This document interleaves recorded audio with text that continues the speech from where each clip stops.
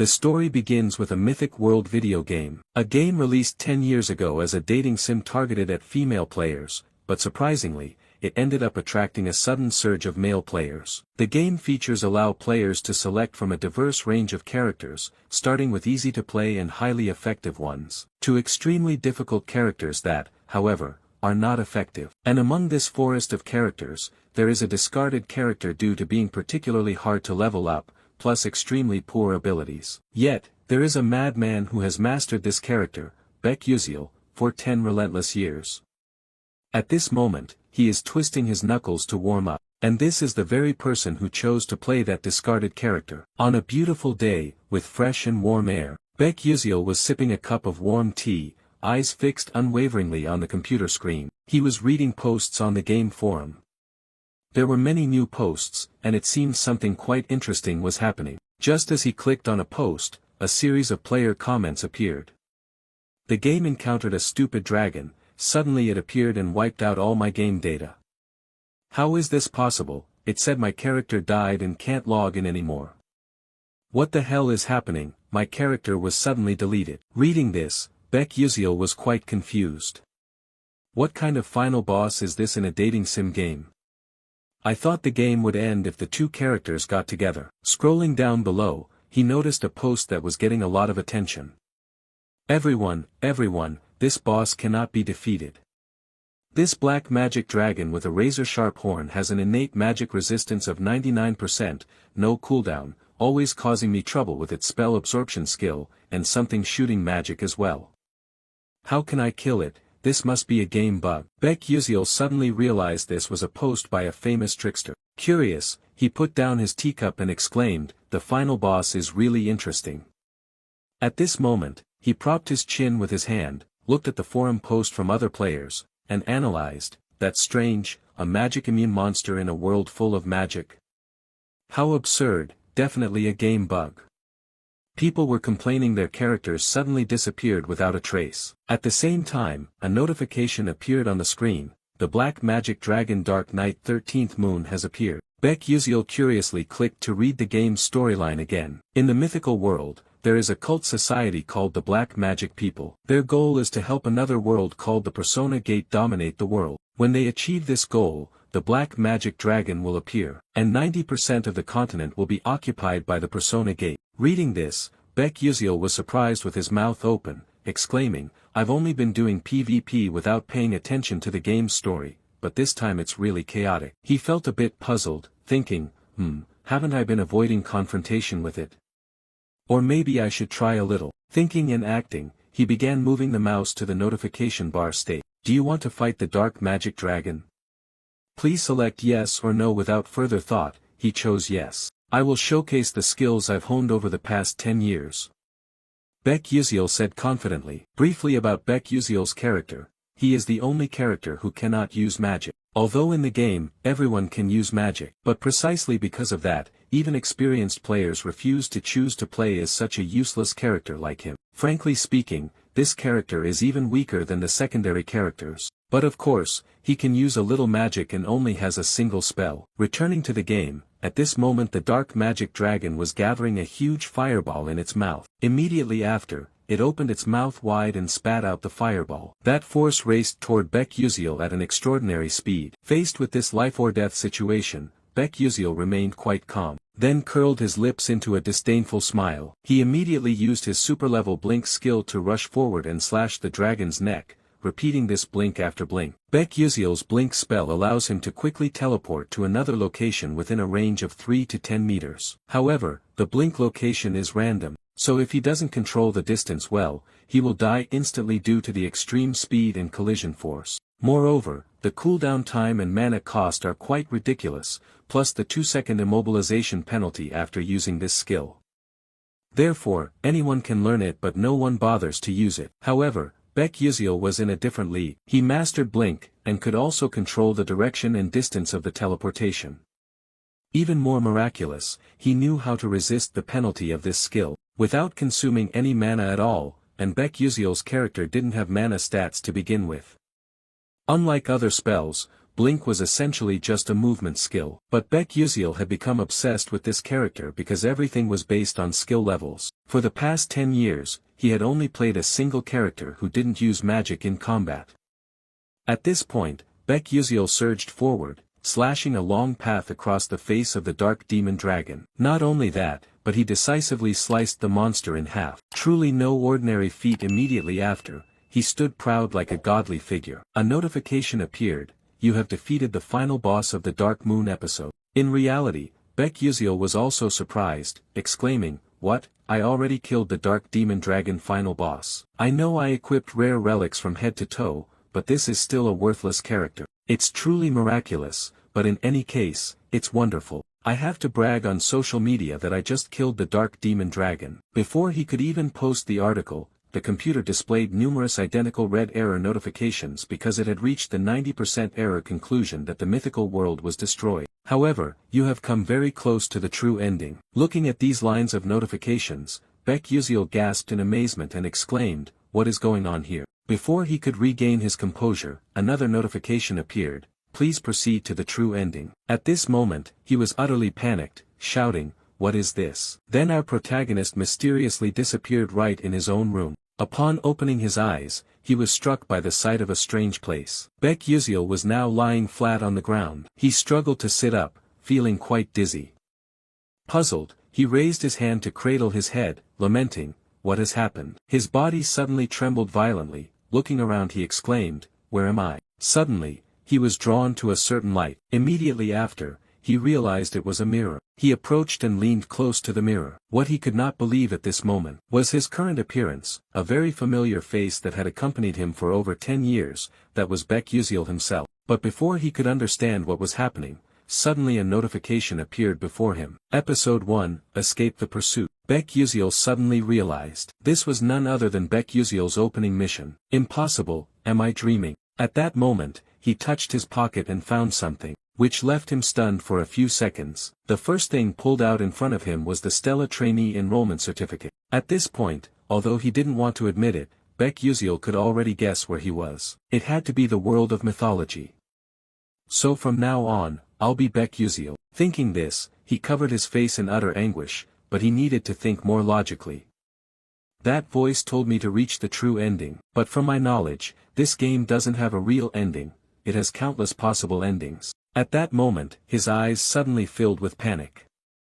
Wait a minute, could it be that no one has unlocked the true ending in the past 10 years? Damn it, but I don't have time to think about that anymore. If I remember correctly, right after Baek Yuseol woke up, the black demons would chase and storm into the house. Thinking this, he quickly rushed to the window and secretly observed. In front of him was a group of people dressed in identical black clothes. Under the snowfall, they frantically searched for him, shouting loudly, "Damn it, where did that bastard run off to?" Seeing this, Baek Yuseol crouched behind the door. He glanced out furtively, thinking to himself, "This is bad, they've already arrived here." Meanwhile outside, at this moment, a man with white eyes spotted something. He pointed far up ahead and shouted, "Hey guys, there's a house over there, let's go in and search it." After he finished, the whole group responded in unison. Realizing the important problem right in front of him needed immediate handling, but he himself was worried, not knowing what to do now. He recalled that there seemed to be a time limit to avoid them, but alone, he could not fight back. While he was flustered and unsure of what to do, the system suddenly appeared. "You can use Blink." Baek Yuseol was confused. Could he really use Blink? Born with mana leakage syndrome, Baek Yuseol, who could not accumulate mana, could only place his hope on one thing. That was the magic he had spent his whole life practicing. Back to the present, outside the snow kept falling, blanketing the entire forest in white. Inside this old house, Baek Yuseol kept pondering the system's suggestion. But currently, his Blink skill was only at level 1, with a maximum range of 9 meters. At this moment, he was extremely puzzled.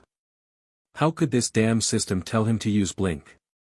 He wasn't sitting in front of a computer playing a game with a mouse to blink like that. Outside, the members of the Black Demon cult were running wildly toward the house. The sound of footsteps growing closer made Baek Yuseol even more panicked. Damn it, they're here. I have to act now. There was no more time left. Damn it, I'm going to risk it with you guys. Over there, as they arrived, they discovered something. Their eyes turned furious.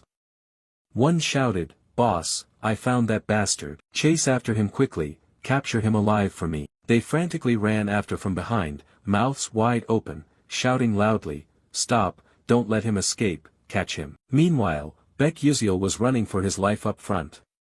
This was also the first challenge in the Blink tutorial to lose the pursuers. While running, he thought that they were wearing magical shoes, so they ran faster than him. Therefore, the only way for me to escape was to use Blink. Calm down, I've used it countless times before, so of course I have to know how to time it perfectly. At this moment, they had caught up right behind him, shouting, "You brat, why won't you stop?" Glancing back, he suddenly realized, damn it, they've caught up already. But the truth is that Blink has a weakness. If the user can't control the distance well, they will collide with other objects and die instantly. However, if it were me, things would be different. Baek Yuziel thought to himself as he ran. At the same time, the leader of the Black Demon group caught up right behind him. He raised his sword and shouted loudly, "Let me send you to hell, die you dog." At the critical moment hanging by a thread, between life and death, Baek Yuziel used his Blink skill to escape. He suddenly joyfully thought, "Awesome, it worked," leaving the Black Demon's group gaping in astonishment. "Hey, what was that? Blink? Is that brat a mage too?" Seeing his foolish teammates lose their composure, the boss immediately turned back to reassure them, "Don't be reckless, Blink has a weakness. The user becomes paralyzed for about 2 seconds, this is our window to act." Saying this, he turned to look toward Baek Yuziel, but was so shocked he couldn't believe his eyes.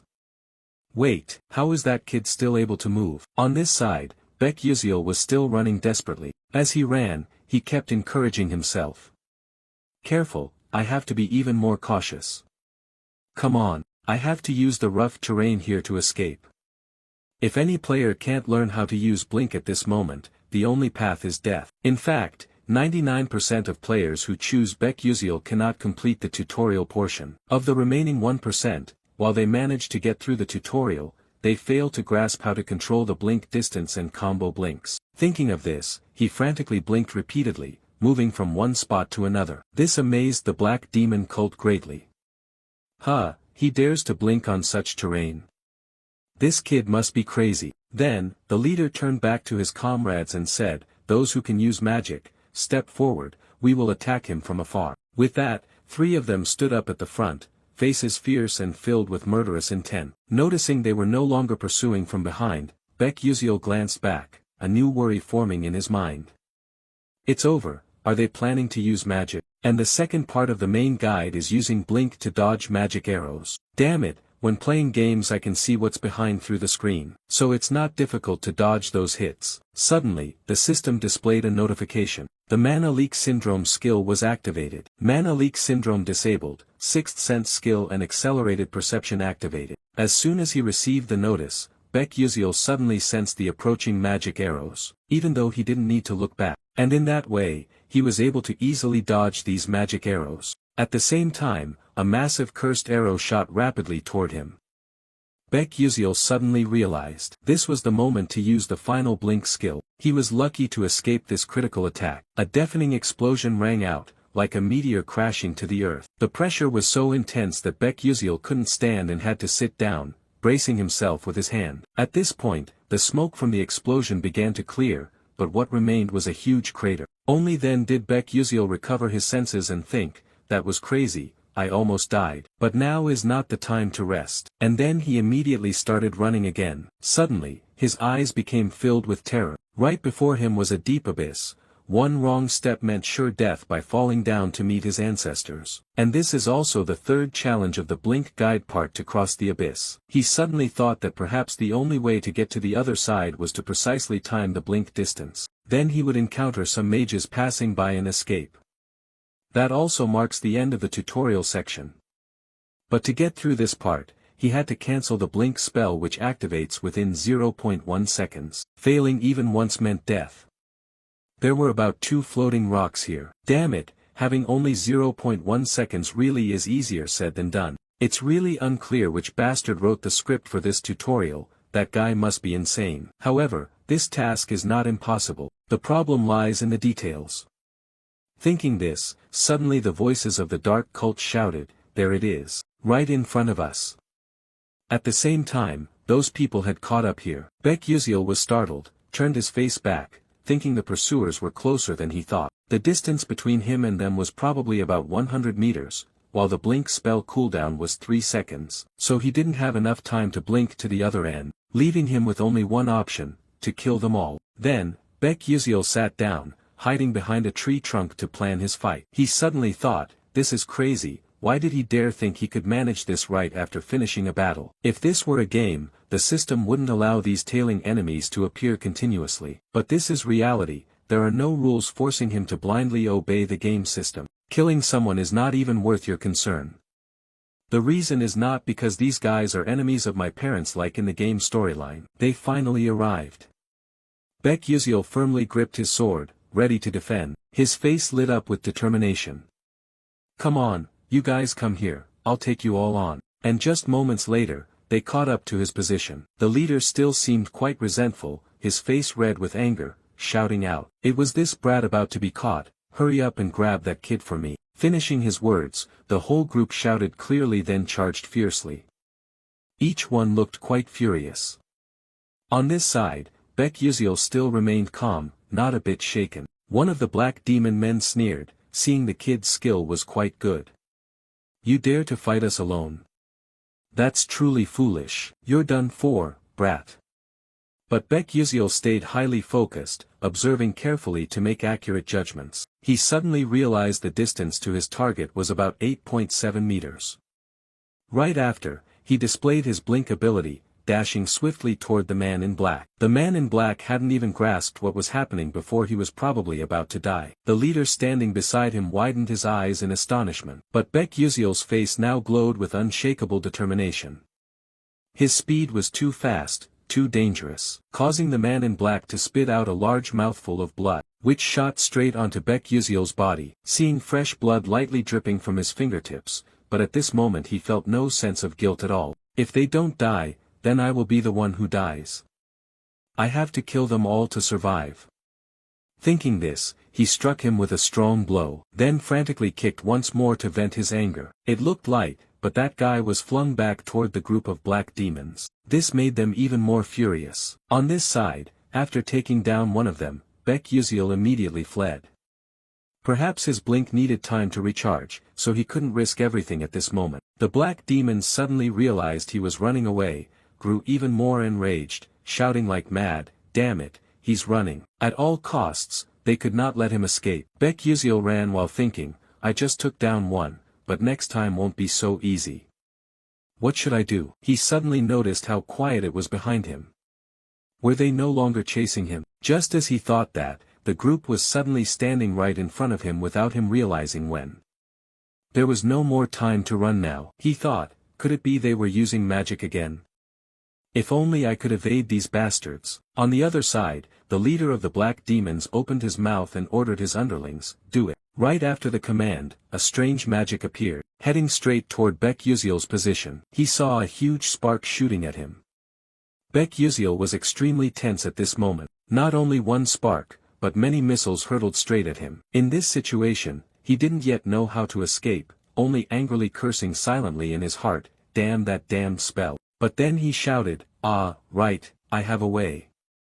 Right in front of him now appeared a branch growing out of a crack in the rock. In a desperate situation hanging by a thread, he used the blink skill and dashed quickly toward that branch. And then a huge explosion occurred immediately afterward, boom boom boom. The explosion created a large hole, with dust flying thick all around. On this side, one of the dark demons looked quite pleased, smirking, serves that brat right. But before he could celebrate for long, he suddenly realized that the hole in front of him had no corpse at all. He mumbled in surprise, where did he go? While he was still confused, Baek Yuziel had not only escaped their magic but also used blink, rushing swiftly toward the boss. Only when he suddenly realized it, was Baek Yuziel already right in front of his face. The two stared at each other like that.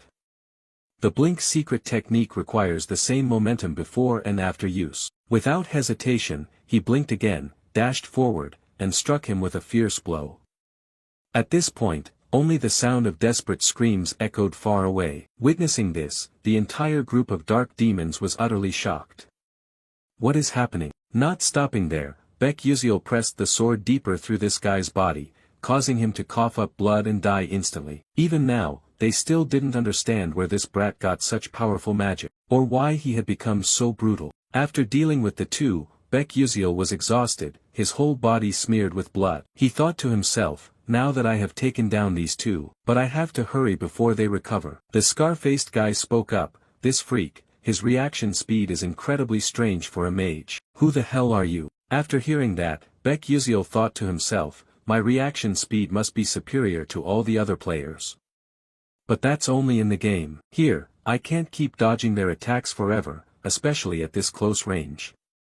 I have to take them all out quickly. Thinking this, he recklessly charged in to attack. The scar-faced guy who had been observing until then exclaimed, I recognized your movement style. This kid only uses blink and a dagger. I just need to defend my face and neck. He can't touch me there. He held his defensive sword tightly with a provocative attitude.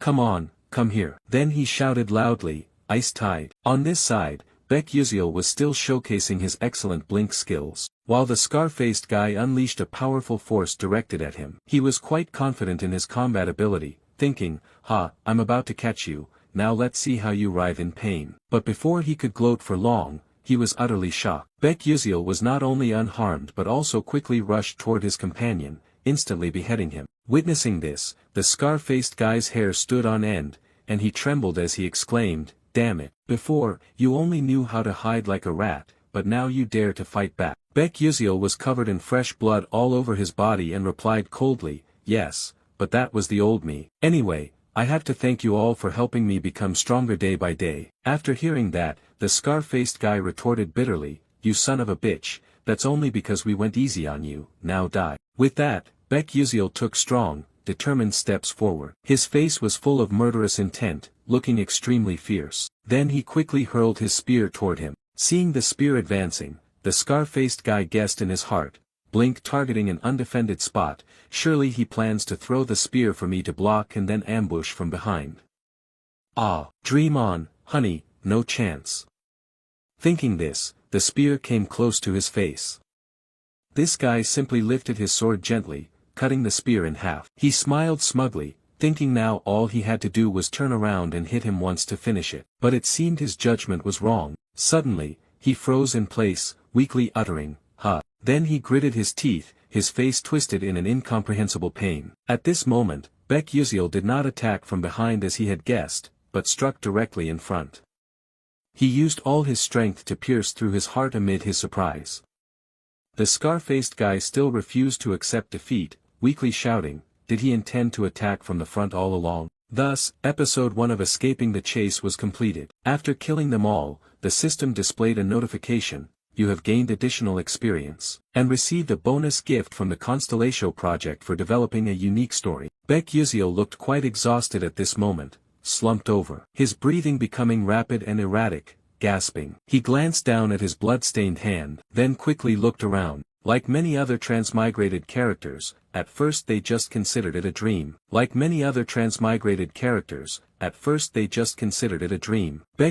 recalled the moment of fighting to survive here just now, that was his first blink in this world, and also his first battle. Moreover, it was his first kill. The truth was that he had killed a human to survive. After a while, Baek slowly stood up. He raised his hand to brush the dust off his clothes, stood looking at the road ahead, telling himself that since he had transmigrated here, he needed to leave this place quickly. Suddenly, a thought flashed in his mind. He turned to look back at the group of people he had taken down. At this moment, he was still quite hesitant, his eyes carrying a hint of melancholy. But then he bent down to quickly search their pant and shirt pockets, inspecting and pondering. Although this might be somewhat cowardly, he had to be practical. Currently, he didn't have a single penny on him.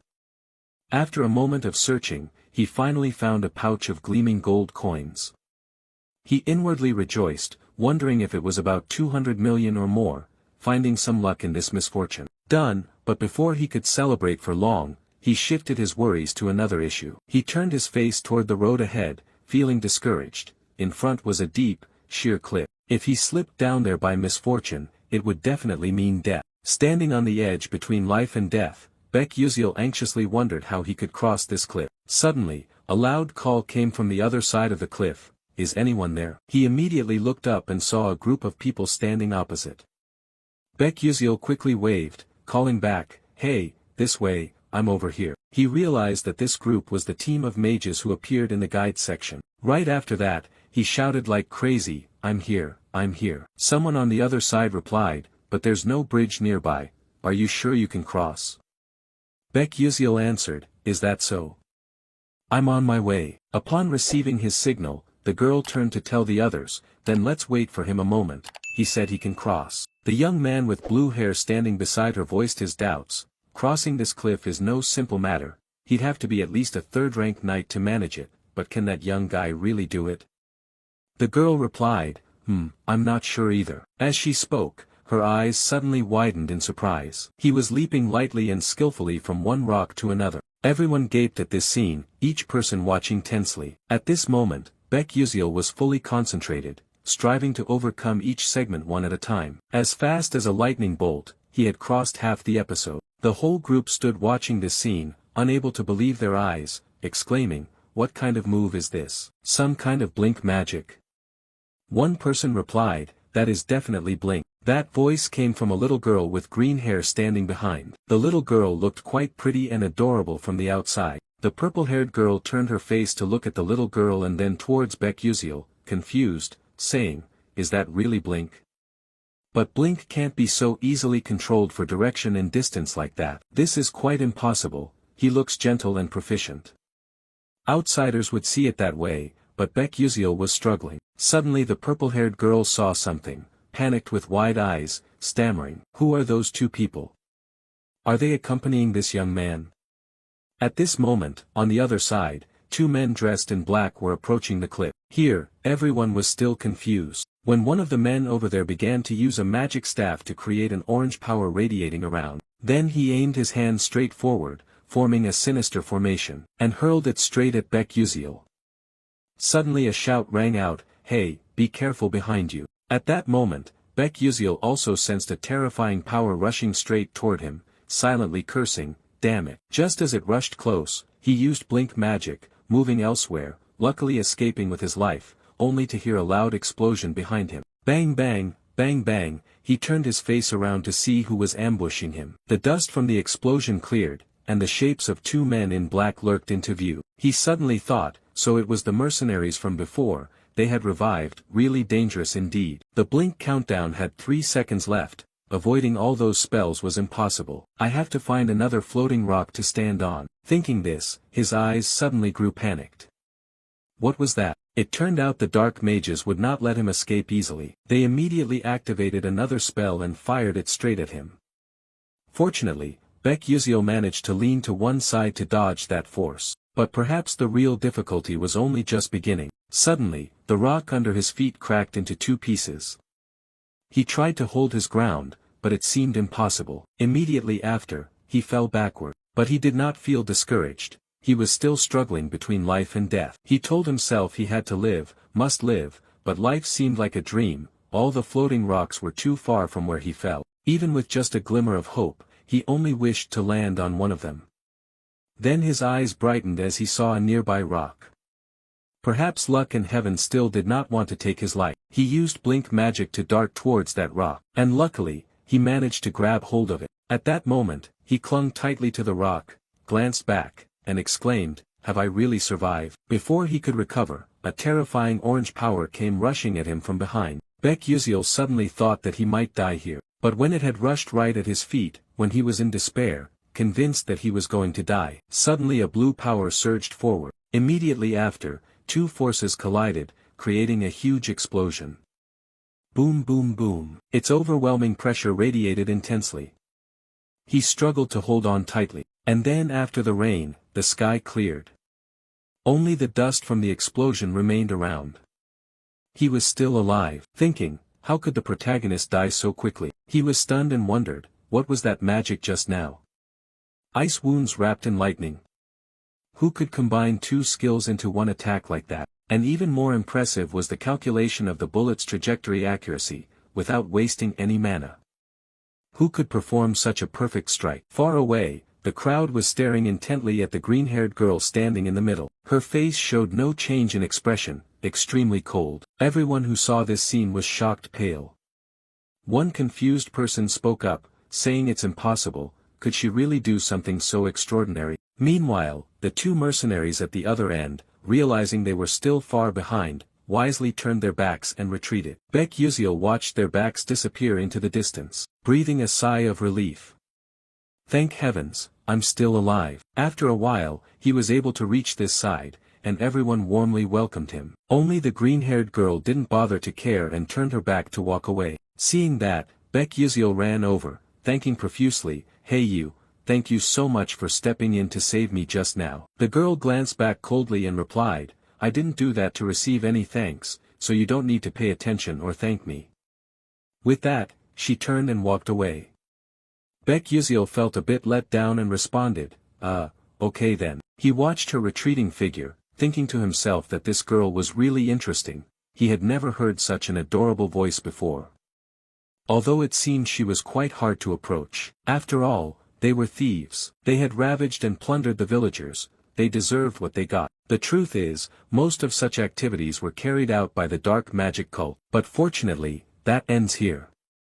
I just went through the most critical moment of my life, and after climbing over this cliff, I have set foot in the territory of mages. Here, the dark magic cult people won't be able to follow me anymore. Thinking this, he sighed, and those dogs still don't even know who I am. Suddenly, the system displayed a message. Episode 2, Admission into Stella Academy. Looking at the system board, he exclaimed in surprise, "This is episode 2. Well, that actually sounds not too bad. But damn it, how am I going to go to school at this age?" Then the whole group got on the vehicle to move to Stella Academy. By this time, it was already night. The place they were passing through seemed quite deserted and quiet, with only the clattering sound of horse-drawn carriage wheels heard. Inside the carriage, Baek Yuziel appeared tired, sleeping deeply. Suddenly he made strange sounds.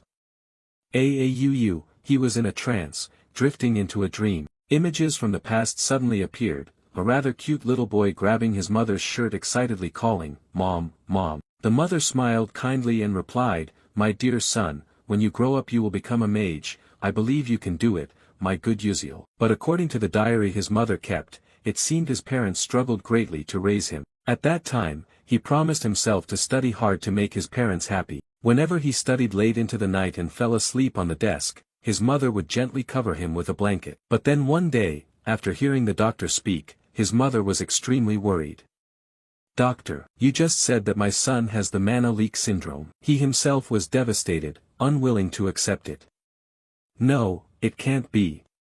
The boy spoke as tears streamed down his face. But was this Baek Yuziel's memory, or was it his own memory? Thinking of this, Baek Yuziel suddenly jerked awake. He felt quite dizzy, raised his hand to hold his head. He looked outside through the window frame. Now it was morning, the sun was peaking up high. Someone accompanying him in the carriage saw that he was awake and hastily said, "Ah, you're awake, it seems you just had a nightmare, you kept saying things I couldn't understand, I was about to wake you up then." At the same time, someone outside spoke up, "We will depart for Lazoica, the satellite city of Arcanium, very soon." The vehicle gradually stopped, and another voice spoke. "Let's take a short break here." The whole group quickly got off the vehicle to relax. Baek Yuziel, feeling quite sore, stretched high. Then suddenly he was a bit surprised, his eyes wide open as he looked. Coincidentally, the blue-haired girl was staring in his direction. At that moment, he intended to raise his hand to greet casually, but before he could utter a word, she turned her face and walked away. This made him feel a little embarrassed. He forced a smile. This person is really cold, but everything was going quite well. Considering how worried he had been, he was glad that the timeline here was closer to modern times than to the Middle Ages. Magic exists in the mythical world, but in safe cities, trains, airplanes, and celestial roads are constructed to facilitate long-distance travel. They would reach Lazoica by an extremely modern airship. Lazoica lies on the route to Arcanium. In Arcanium, the city of magic, everything truly begins. The magical towers, the Mage Conference, and the 5 prestigious academies are all located in Arcanium. The academy with the most powerful mages and the most outstanding students currently attending is the Stella Academy. Therefore, Stella is filled with geniuses and nobles from all over this world. But Baek Yuseol still couldn't understand why the Baek Yuseol character he transmigrated into could study at this prestigious school. He forgot that he hadn't checked his own skills yet. Thinking of this, he hurriedly opened his system to check. Immediately after, the status board appeared.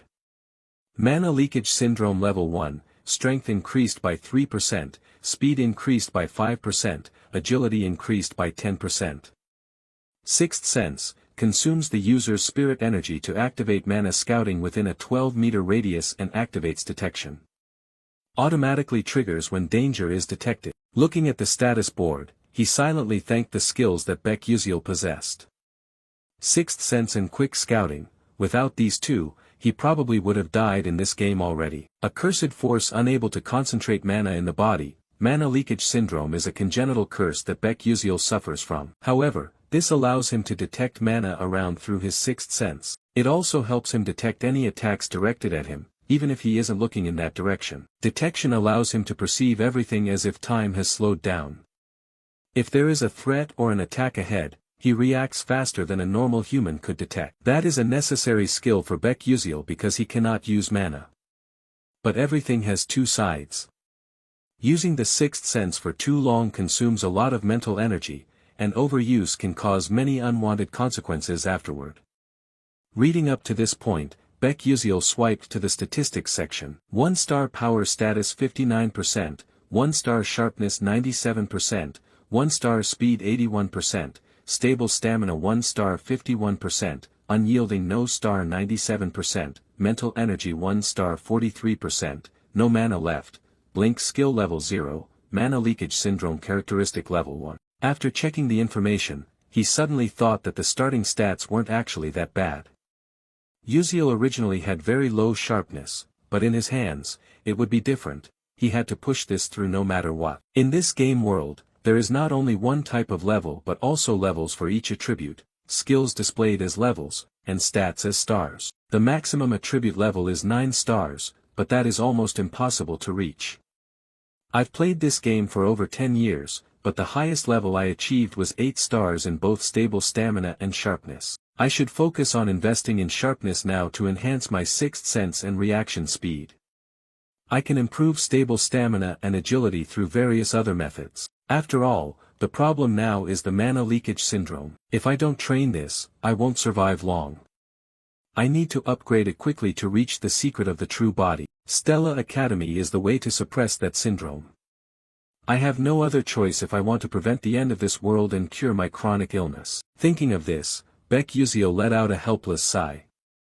Phew, honestly, I don't want to go there myself. Someone please save me from this situation. Suddenly, the system chimed, "You have missed some notifications." He exclaimed in surprise, "Oh, I've never looked at this before."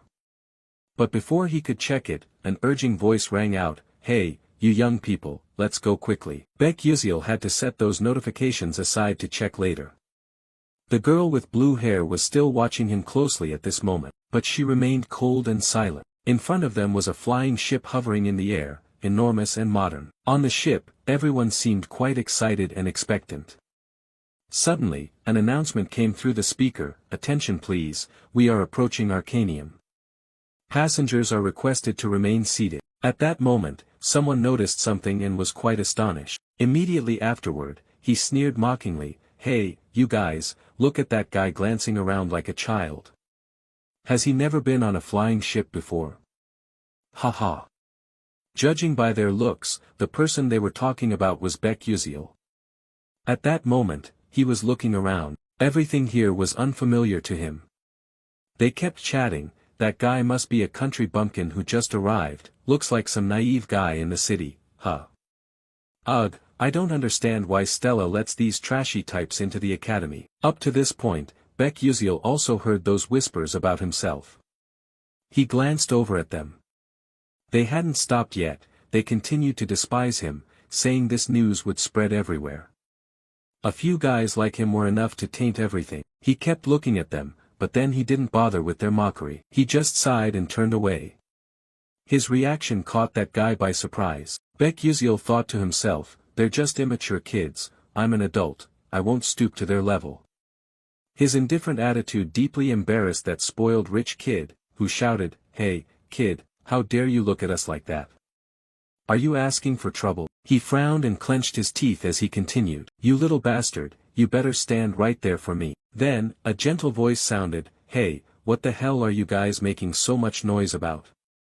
He jumped in surprise and turned to look toward the voice's direction. His eyes widened in astonishment. In the distance, the silhouette of a girl with long hair appeared. Then he trembled and exclaimed, Princess Bayan. Baek Yuziel also turned to look, pondering, was he really saying Bayan? From his gaze, in front of everyone stood a princess with an incredibly beautiful appearance, a cold, proud aura.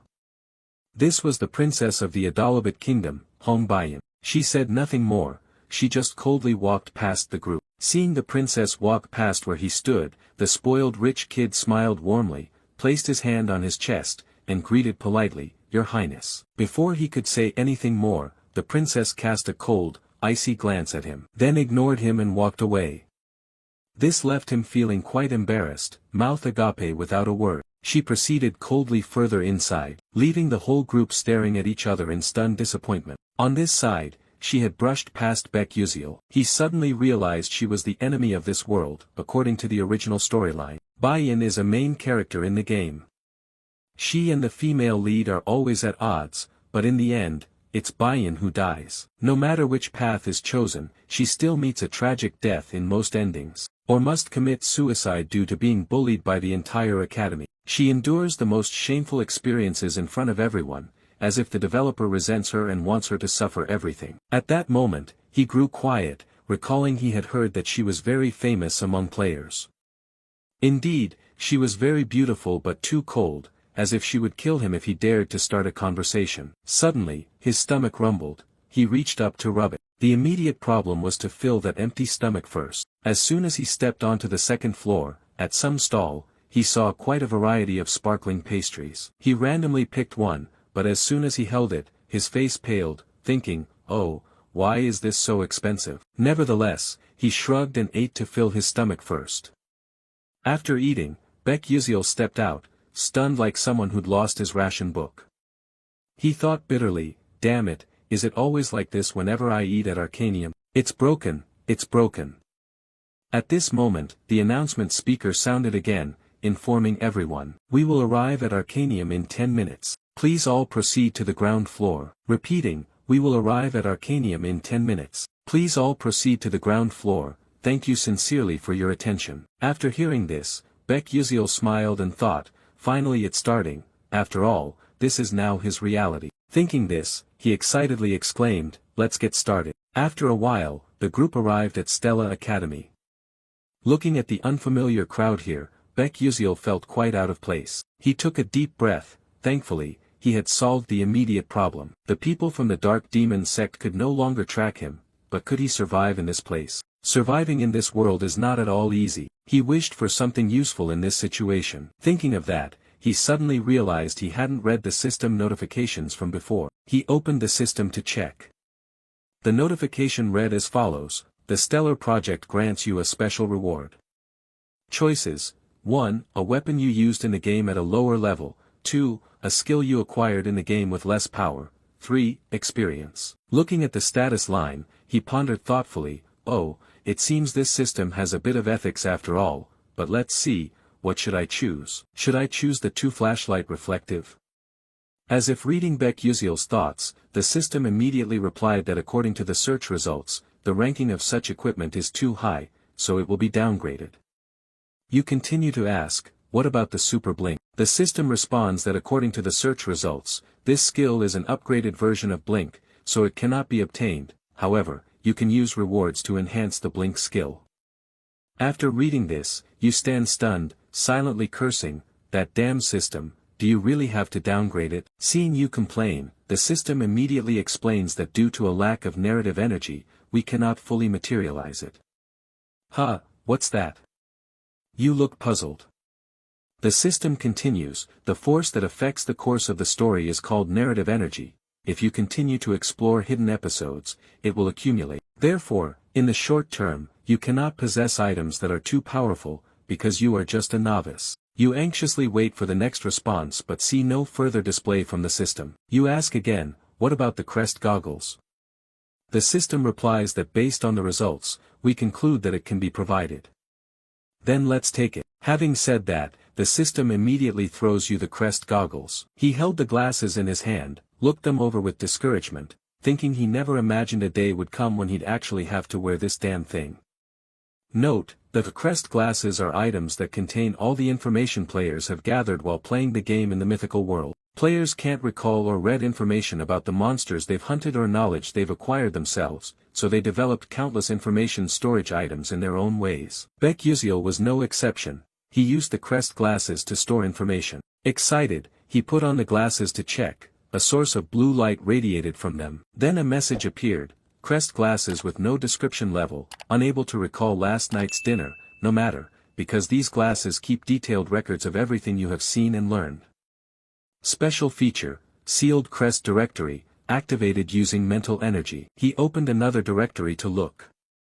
The system displayed a message again. Ingredients for alchemy, hunting grounds, dungeons, characters. Up to this point, he felt quite satisfied.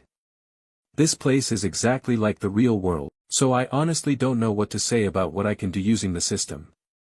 But with these glasses, I can recover about half of the energy I've previously used. Suddenly, there was murmuring behind him. Hey, isn't that Acel? Oh, you mean the eldest daughter of the traitor Dutch Mall? Oh, how dare she show up here? TSK, keep your voice down, she'll hear you. Hearing a familiar name in the story, Baek Yuziel was curious. Acel, huh? Now that you mention it, one of the skills of the Crown's View allows me to register or check information about characters in the plot. Let me see what she's like. Immediately, an information panel appeared. Name, Acel Malf. Description, a fake hero, an ice/lightning mage, who likes drinking pickle juice before eating pizza.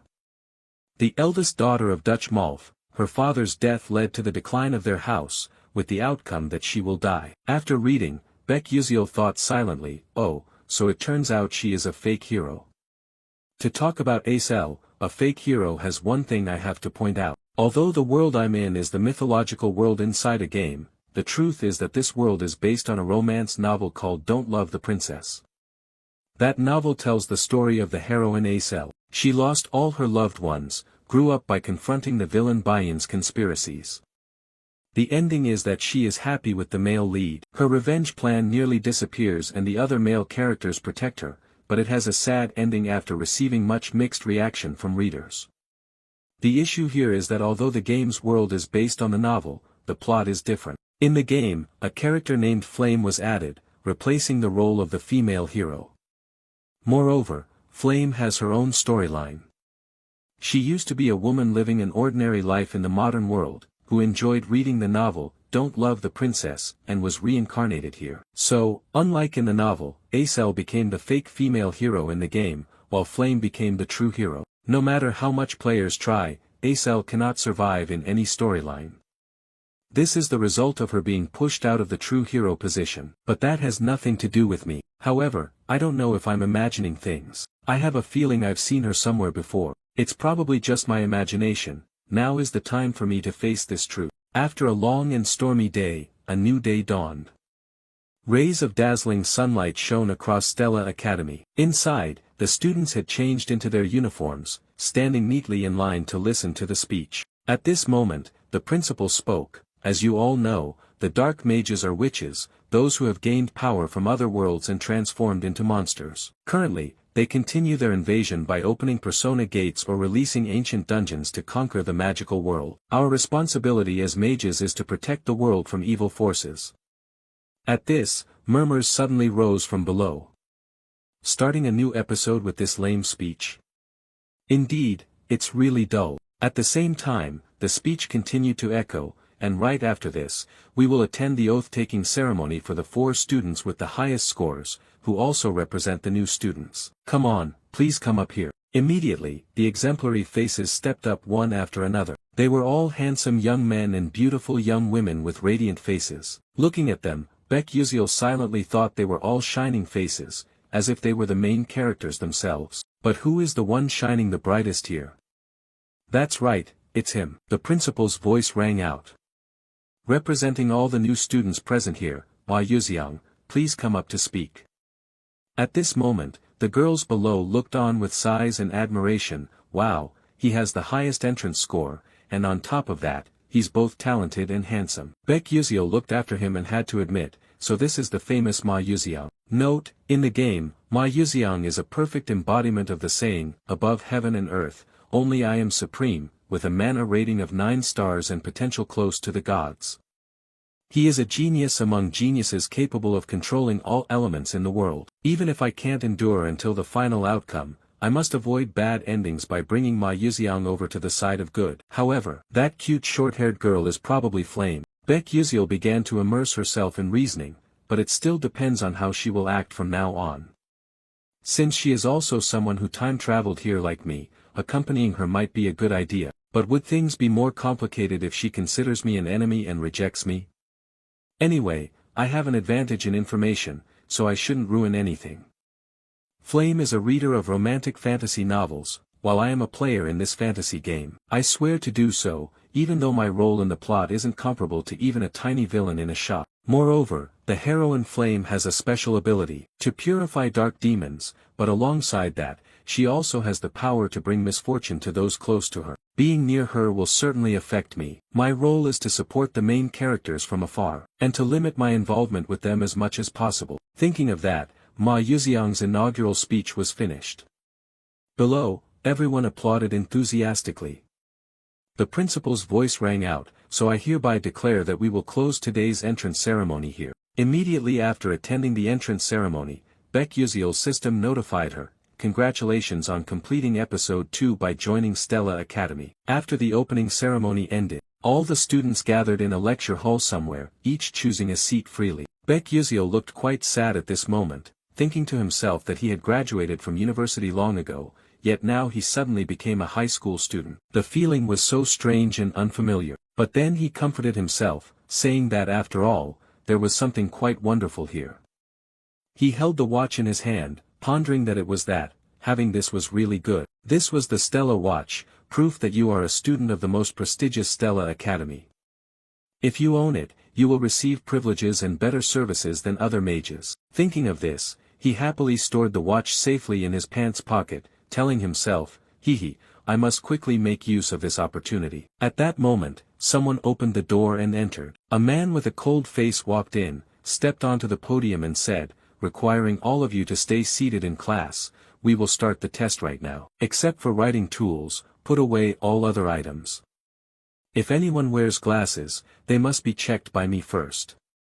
Baek Yuzio thought with annoyance, just finished the opening ceremony and already testing. The curriculum at Stella Academy is harsher than most universities in South Korea. Students have to take a test on the very first day.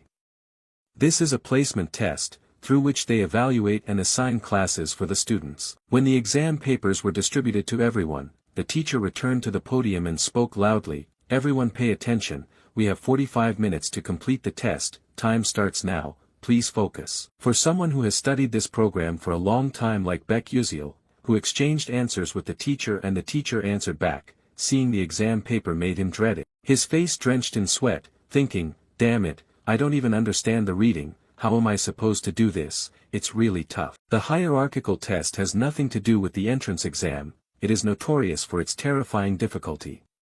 Students are divided from grade F to A and grade S based on their scores. Of course, most of the players are in grade S. In contrast, Baek Yuzio ranked last among the 1141 students.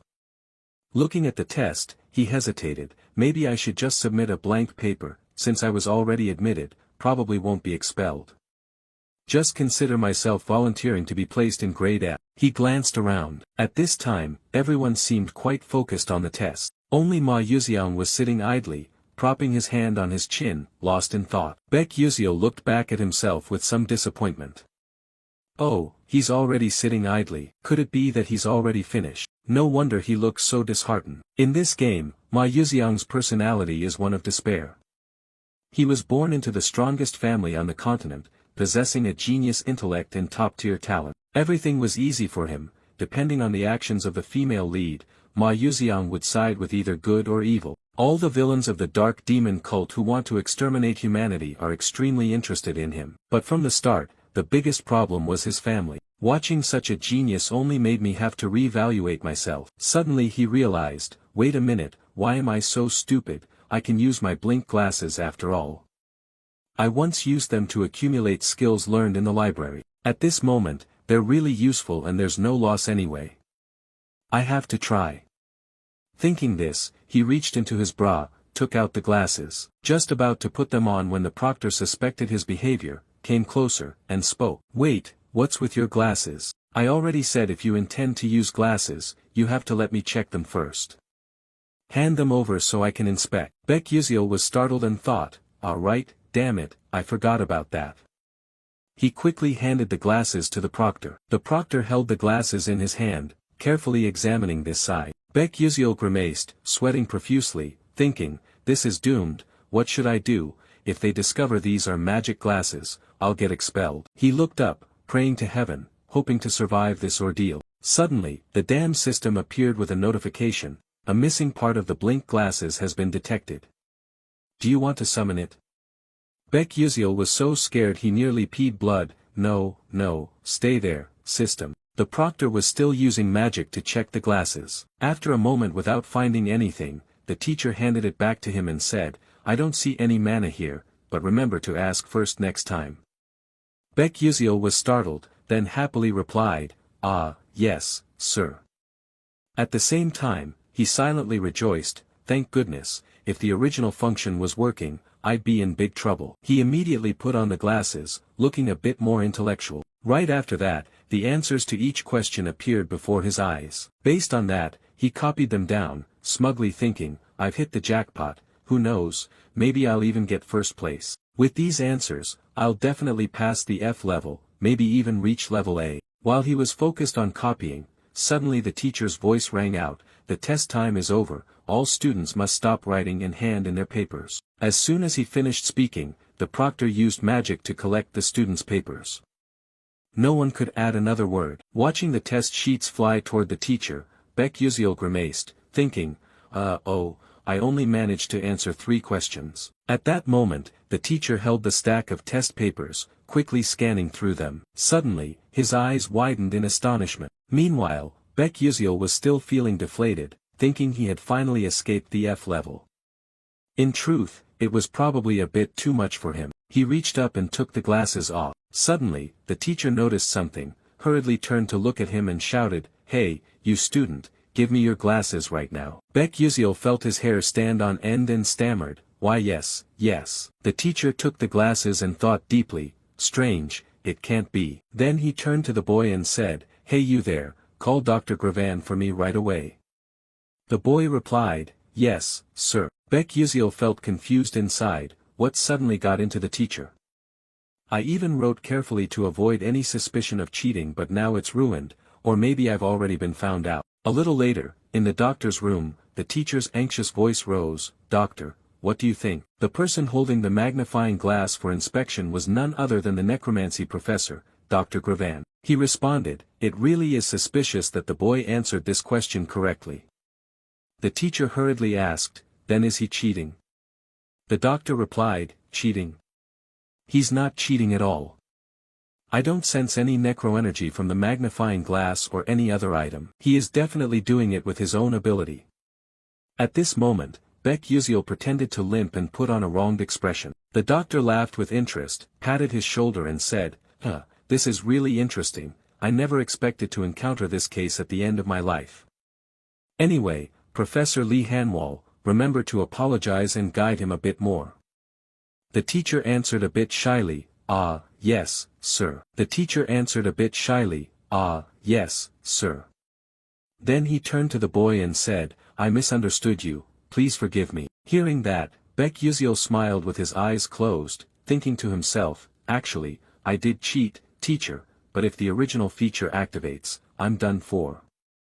Then he replied, Yes, it's nothing, teacher. A while later, in Professor Lee Hanwol's office, the teachers were focusing on grading the tests when they came across a certain student's paper. The teacher suddenly held the completed paper in his hand, looking at it for a long time as if he couldn't believe his eyes. Suddenly a voice called out, Oh, Professor Lowen, is this the test from the first-year students?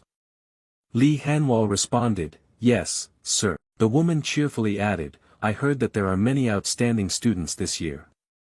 This woman is a senior council member of the Stella Academy, Professor Edel Taimen. Lee Hanwal answered, that's right. This year we have quite a few exceptional students. From the most prestigious family in the fire magic world, Princess Bayan of the Fire Nation Adalabit. Then also the heir to the Scalvan Empire, Jeremy Scalvan, who surpassed all his older brothers in the war for the throne at just 12 years old thanks to his magical talent. And coming from the world's grandest magic tower, the Full Moon Tower, the heir of Tower Master He Wonriang also enrolled this year. Hearing this, Professor Edel Taimen was impressed. Oh, I heard that creating exam questions for elite students from famous families is very challenging. This year is sure to be interesting. Professor Lee Hanwal replied, as long as the elder is satisfied, I am happy. As Professor Edel Taimen said, this year's test has a new format. The first 3 questions are very difficult to solve with just ordinary academic ability. They are clever riddles with hidden meanings, testing agility. If unable to solve them, do students quickly move on to the next question? Secondly, how students deal with a problem never before seen in any book. The era of rote learning magic theory has passed, now is the era of practical combat, requiring quick assessment and creative thinking. But that question required no answer. Over 1,000 out of 1,141 students left their papers blank. The remaining 100 students tried to find answers but did not produce a correct one. Among the new students, only 3 answered correctly. Ma Yuxiang, a genius of the century who appeared like a comet but no one knew which clan he came from. Flame, a student introduced to the school by the principal. Though a commoner, her talent was recognized, only slightly behind Ma Yuxiang. And finally, Baek Yuziel, a character with no notable reputation. It's no surprise Ma Yuxiang and Flame were considered geniuses, but Baek Yuziel had a very low entry score. Yet unexpectedly, she solved all 3 difficult questions, especially since she left the rest blank without even attempting them. The professor standing beside saw Lee Hanwal silent and curiously asked, what's wrong? You seem interested in the kid's scores. Lee Hanwal answered confusedly, it's just that I can't explain the scores of some students. She continued, oh, that makes sense. After all, those formulas don't really solve anything. The kids don't know them, but you can still solve the problems. But do you think this child is a genius? Lee Hanwal asked. The elder calmly replied, it might just be luck. With that, she turned her back and walked away, leaving Lee Hanwal dazed. The teacher felt puzzled and sighed deeply, then looked up your admission file. There was a note attached to the file stating a special admission due to a highly rated ability to control blink. At this point, Lee Hanwal had to accept the truth, thinking it's no wonder the principal personally made a special admission. But studying combat magic while specializing in blink? That's really interesting, but we will soon find out whether this is a coincidence or if this child is truly special. After the exam results were out, the school divided students into separate classes based on them. At that moment, everyone eagerly went to see which class they were assigned to. All you could hear were people asking each other, I heard the class assignment results were posted on the bulletin board. I'm so nervous, my mother told me if I don't get into Class A, I shouldn't show my face at home. Baek Yuziel trudged behind, feeling discouraged, thinking it's unbelievable that there would be a day he had to check his own class assignment. Before, he could just click once and have the results instantly. Thinking this, he approached the bulletin board. At that moment, a boy in a blue shirt kept staring at him as if he were an alien. Then whispers started right behind him, is that Baek Yuziel? I heard he got 0 points in the practical magic portion of the entrance exam. Really? I can't believe it. How could trash like him get into Stella? I don't even know what Stella's standards are anymore. Baek Yuziel ignored all the gossip around him. What mattered most to him at this moment was which class his name was on. Everything else was of no concern. He walked up to the bulletin board and glanced through it once. Confused, wait, where is my name? He was utterly shocked, thinking, could it be that I failed just because I only answered 3 questions? No way, I'm definitely doomed. While still disappointed, the group of friends continued chatting.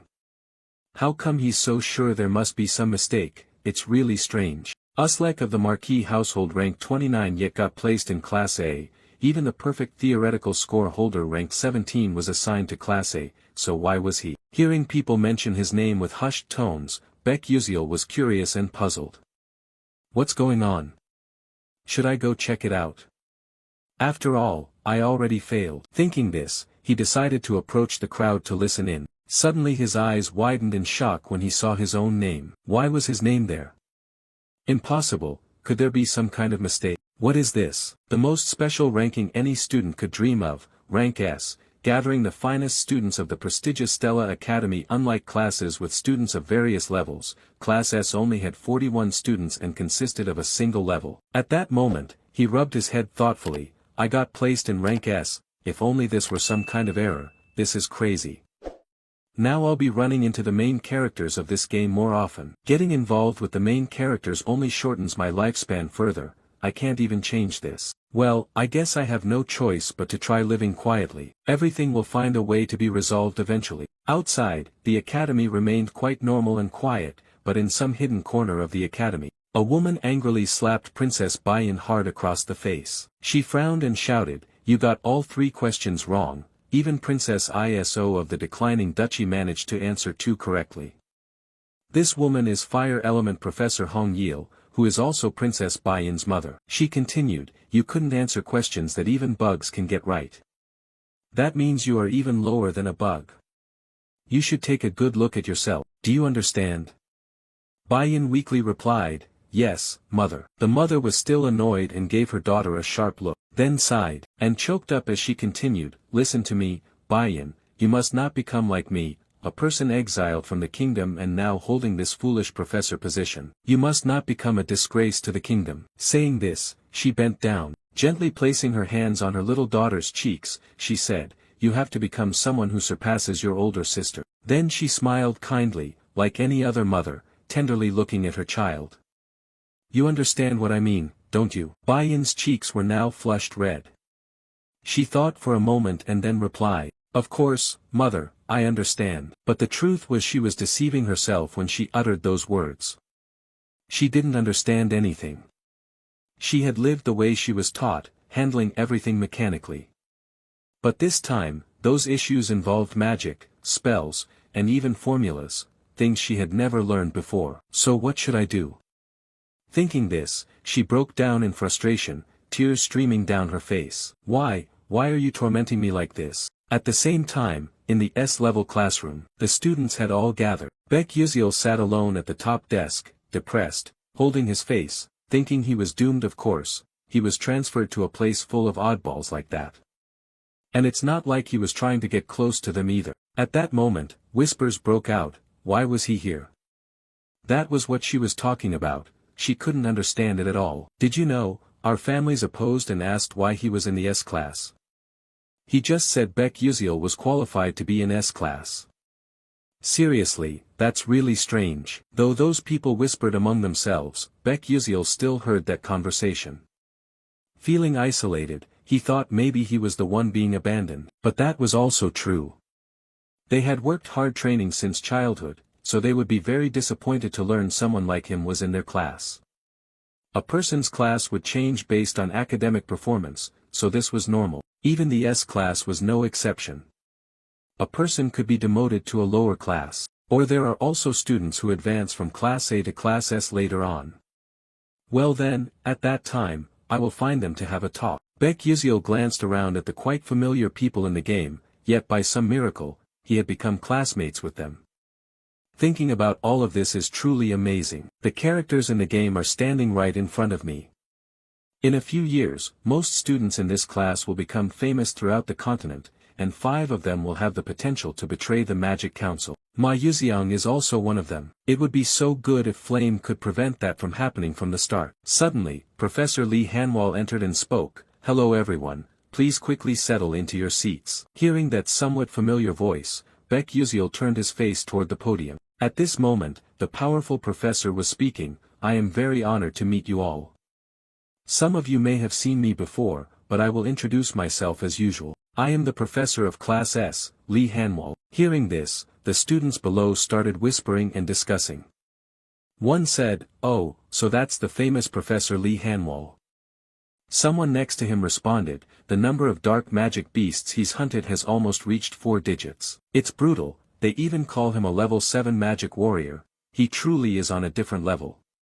Seeing the students stunned and chattering, Professor Lee Hanwal spoke up to remind them, "Now, please be orderly. This year, it seems there are many talented students here, and there is even a special exemption student. As you all know, this academy is where we nurture battle mages, also known as magic warriors.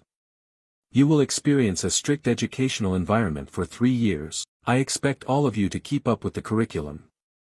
I want each of you to show me the best abilities you can develop during your time at this school. So now, does anyone have any questions?" Facing the teacher's question, the whole class remained silent. The teacher smiled and continued, "Good, then let's begin the lesson." At that moment, outside the door, the silhouette of Princess Bayan was entering. Seeing her with a bruised cheek, everyone was quite surprised. And Baek Yuziel was no exception. He thought in surprise, Bayan is the one who always follows rules more than anyone else, how could she be late? What happened to her? She approached the teacher, apologized, and said something, her face showing signs of exhaustion and disappointment. Curious, Baek Yuziel took out his crowbar glasses to check. As soon as he put them on, an information board appeared. Bayan, fire element antagonist mage, likes red ginseng candy, occasionally blames herself, only drinks coffee with milk Akalia style. Has an evil mother, fate destined to die. After reading it, he suddenly thought, not much has changed. Her fate destined to die. But if Acel dies by flame, Bayan will die with her. It can be considered the inevitable destiny of a villainous character. I would save her if I could, but I am not in a position to save anyone.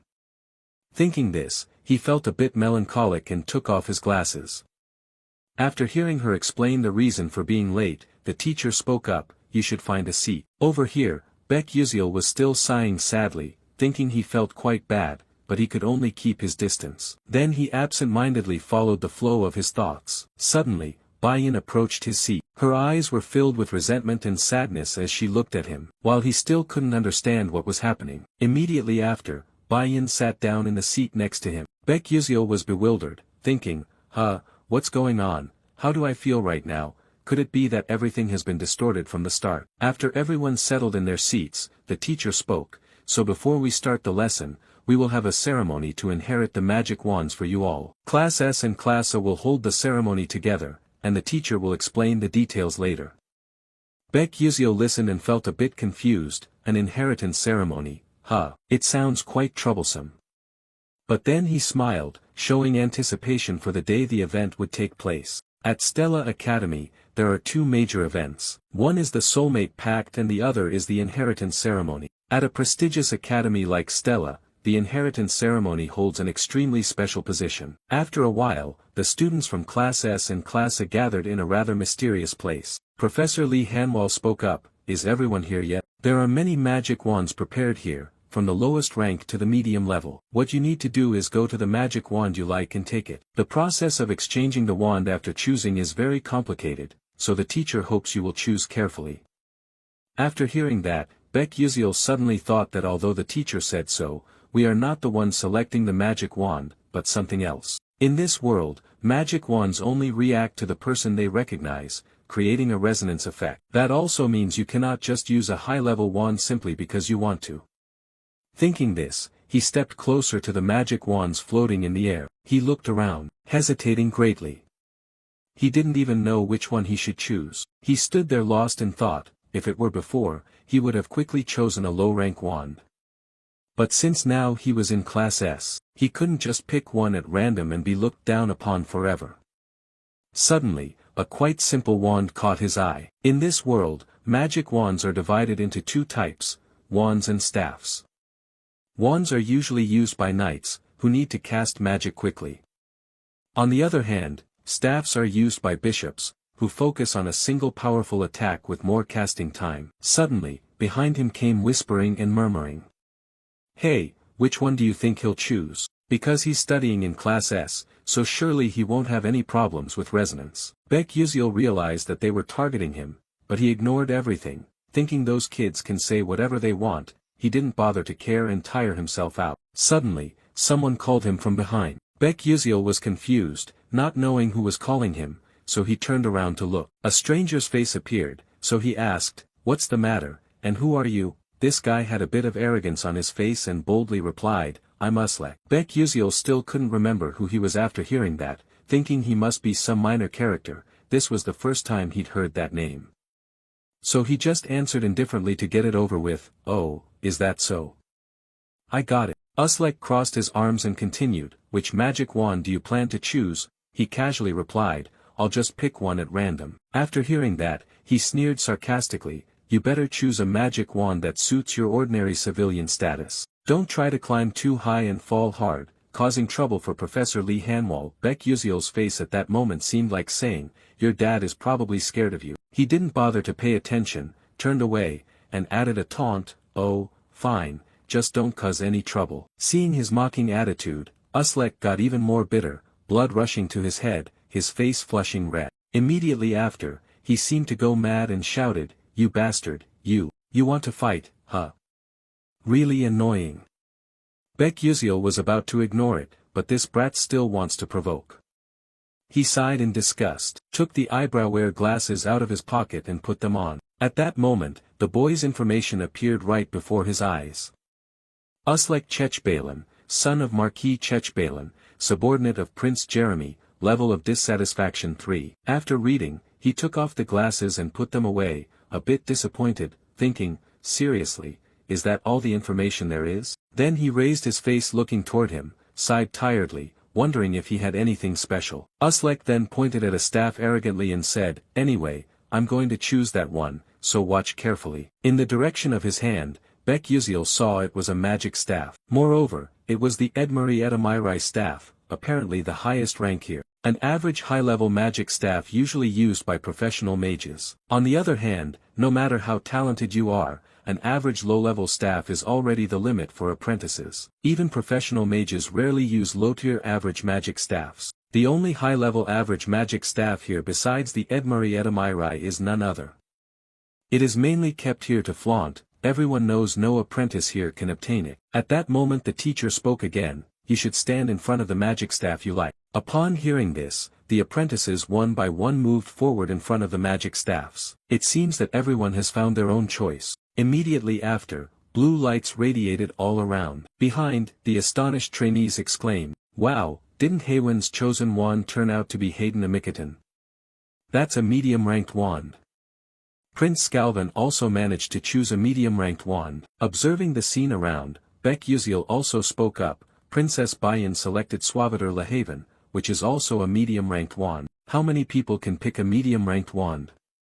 This year is truly crazy." Uslek was even more bitter now, grinding his teeth in rage. He said, "Damn it, just you wait, I can do it too." As soon as he finished, he made up his mind and headed straight for the wand in front of him. He walked amid the stunned onlookers. Gasps of alarm rang out. "Isn't that Uslek? Can he resonate with a high-level average wand?" Uslek reached out his hand toward the wand, grinning confidently, "Like I'm going to make you all gape in awe. Let's see what a true Class S talent is like." Then he clenched his hand firmly on the wand. Instantly, tiny sparks of electricity flickered around. Shortly after, there was a loud explosion. Boom boom boom. Its overwhelming power radiated intensely, dazzling everyone nearby. This did not surprise Baek Yuziel too much. He blinked. Just as he predicted, he had failed. At that moment, Uslek was thrown far away by the force emanating from the wand. He lay flat on the ground, gritting his teeth, unwilling to accept defeat. The nearby trainees who witnessed this scene panicked and shouted, "Oh no, it looks like he's seriously injured. Hey, someone quickly call the professor to come up here." A high-grade intermediate magic staff was impossible, so how the heck is this guy so reckless? Baek Yuziel just sighed, thinking, who climbs high and falls hard like this anyway? Humph, little brother, it would have been better if you had given up this idea from the start. As he thought this, suddenly the figure of a trainee approached the staff. He seemed quite confident, whistling as he walked. It turned out that the true owner of that staff had already been decided, and the person who had this confidence was none other than Ma Yuziang. He stood looking intently at the magic staff in front of him, then broke into a triumphant smile. It seemed he was quite satisfied with his decision at this moment. But at this action, the surrounding students suddenly cheered, "Oh my god, is he planning to take the high-grade intermediate staff? I don't think he can resonate with it. Ignoring the surrounding chatter, Ma Yuxiang coldly reached out and touched the magic staff and gripped it tightly. Immediately after, it emitted a dazzling light all around, yet he remained still, unaffected in the slightest. Its overwhelming presence was so strong that everyone around had to raise their hands to shield their eyes. As expected, Ma Yuxiang was able to resonate with this magic staff. Holding the magic staff in his hand, he smiled brightly. The image of him at this moment was truly radiant. The group of trainees around still couldn't believe the truth before their eyes, exclaiming, "It's truly unbelievable, no way, how could a first-year trainee get a mid-level high staff? Oh my god, how could this happen?"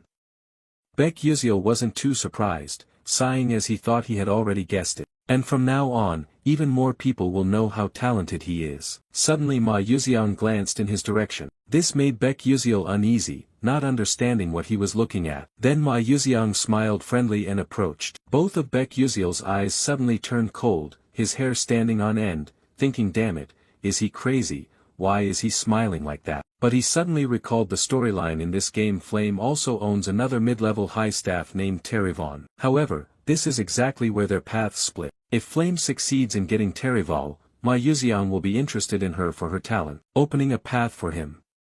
But conversely, if she chooses a different staff, Ma Yuxiang will follow a completely different path. I have to use Flame to attract Ma Yuxiang. That's the way. Thinking this, Baek Yuziel found Flame. She was approaching some kind of magic staff, but still quite hesitant and unsure. At this moment Baek Yuziel realized it was Terrivon's staff. He anxiously fixed his gaze and carefully observed in that direction. Flame moved closer to the Terrivon. He stood watching her back and told himself, that's right, take it. Then Ma Yuxiang will be curious about Flame and we will have a perfect and beautiful ending. But just as he was about to rejoice upon reaching near Terrivon's staff, the girl suddenly turned around and left. This shocked him so much he felt like vomiting blood. What is going on? Could it be that she doesn't like Terrivon? What's the matter? Does she not know or just hasn't gathered enough information? Things seem not good. Flame can resonate with any staff because she is the main character. But what if she chooses some strange staff? Then we lose another good option. This won't do, I have to take action now. I have to push Terrivon towards Flame. Thinking this, he focused and aimed precisely at Flame's position. Then used the blink skill to dart quickly towards her. In a flash he was behind her. Suddenly Flame sensed someone standing right behind her. She immediately turned around, confused, thinking, when did he get behind me?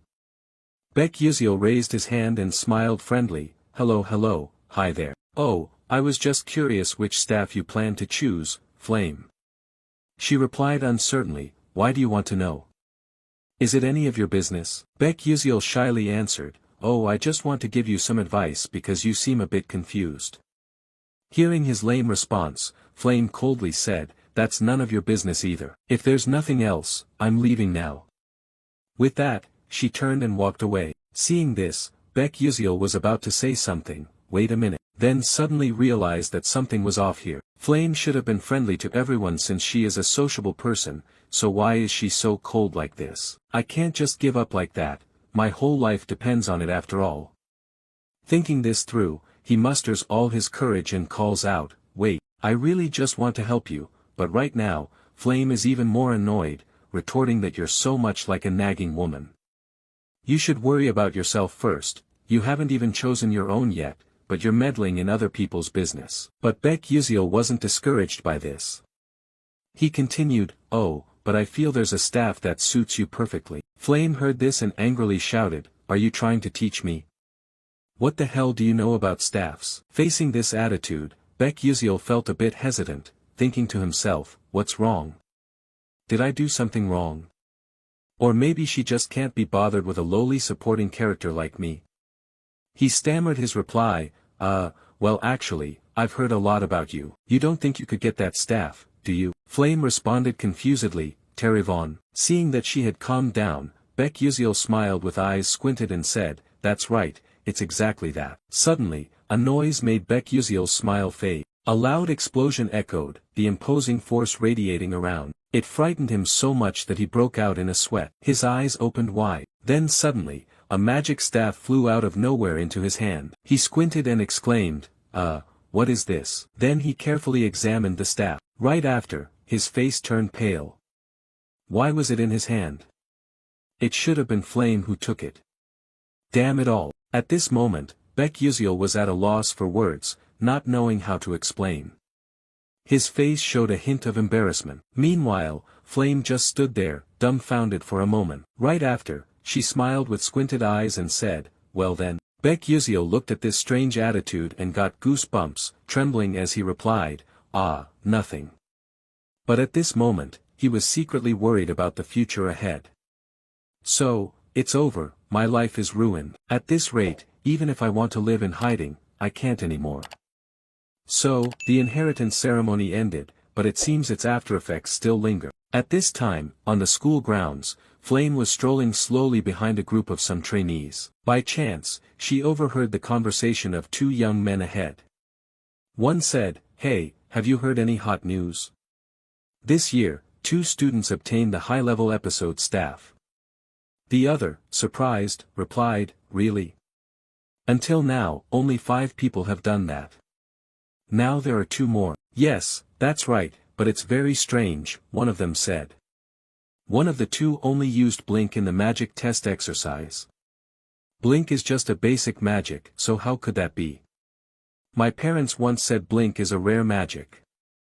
This is really odd, isn't it? Their conversation also made Flame think, even she didn't understand this matter. After a while, Flame arrived at the self-study room. The atmosphere here made her feel comfortable, and she exclaimed, "Finally, some quiet at last. All day today, wherever I went, I kept hearing whispers and rumors about that matter. The news that 2 students obtained the high-level episode staff has spread everywhere, but I still don't understand who he is. Why was he able to obtain the Terryvon staff? I read the original novel 3 times in a row before transmigrating here, but this character Baek Yuseol never appeared. They say no one can claim Terryvon, but he resonates with it so easily. No, he's deliberately showing off to me, rather. Anyway, let's just drop this matter. Thinking about it now is useless." Suddenly, someone called out to her, "Flame, are you planning to self-study as well?" Hearing someone call her, she turned around and smiled brightly, happily responding, "These kids are really strange. Do you think I'm a bookworm?" The blonde girl continued,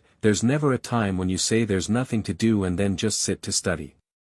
Flame shyly replied, "Oh no, not at all." A girl standing nearby asked curiously, "But Flame, why do you call us kids?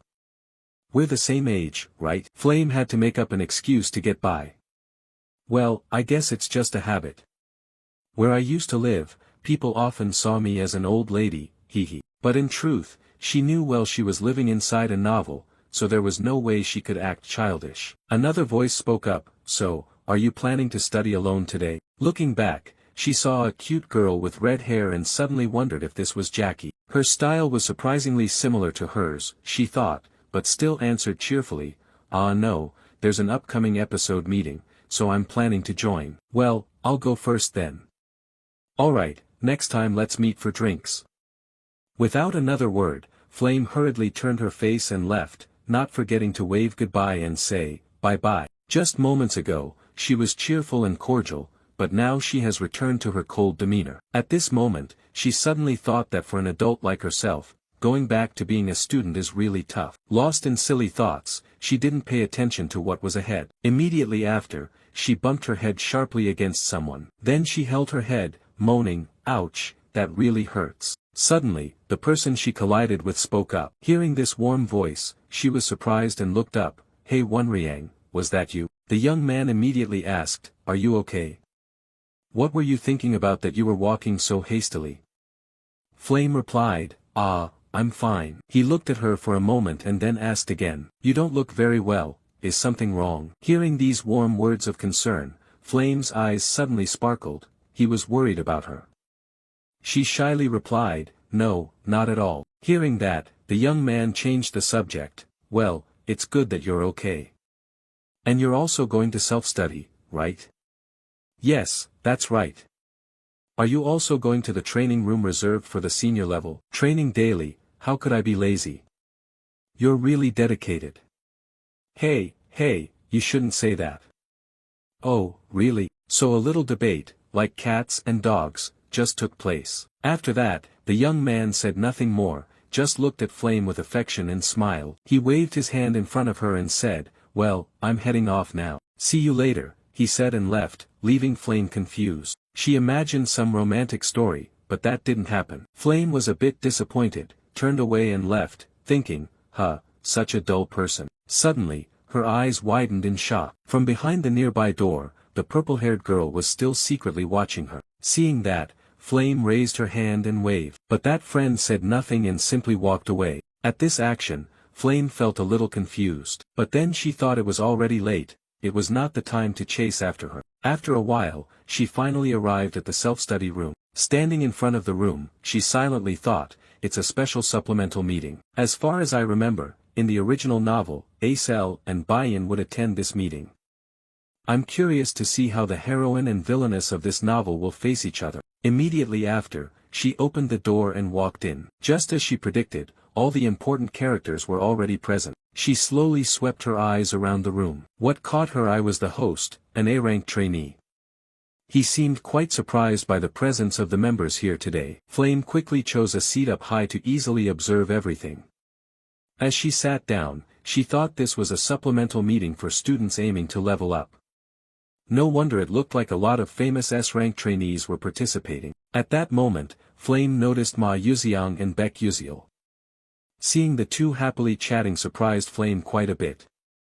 In this world, it was surprising that Ma Yuxiang would be interested in Baek Yuziel, who had no reputation at all. Flame thought this was not just a coincidence, and it was also very unreasonable that Baek Yuziel couldn't answer any questions except for those three hellish difficult ones. Perhaps from the very beginning, Baek Yuziel already knew that if he solved those questions, he would definitely be ranked S. And if Baek Yuziel truly knew the future in advance, then his actions at that time were indeed extremely terrifying. Over here, Baek Yuziel was sighing wearily, wishing someone would just throw that name out of sight for him. On the other hand, Ma Yuxiang was the opposite.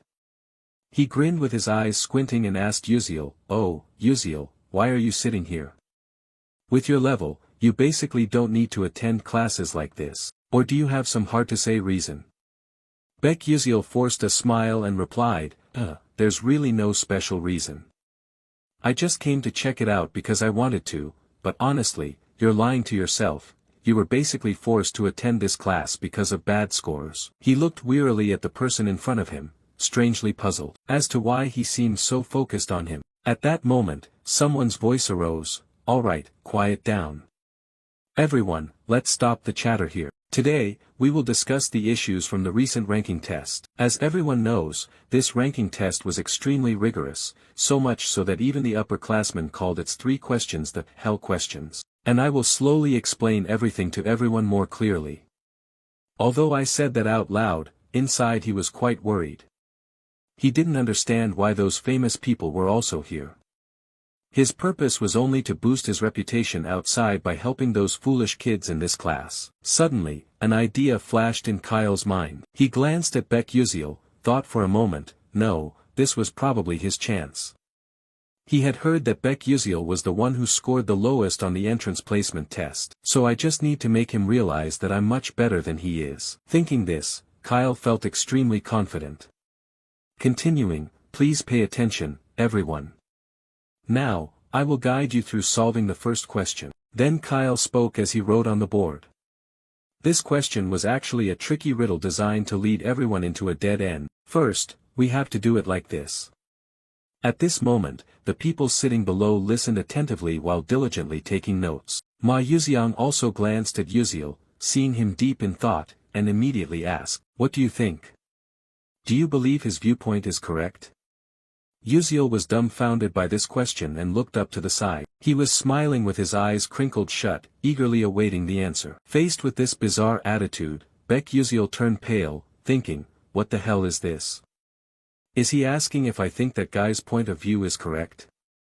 I don't even understand what the professor just lectured, let alone these 3 hellish questions. But anyway, honesty is a good virtue. Thinking this, Yuziel replied, no, I don't know either. As soon as he finished speaking, the nearby students eavesdropped, catching bits and pieces, then looked at each other. What did he say, Baek Yuziel? Is he saying Kyle made a mistake?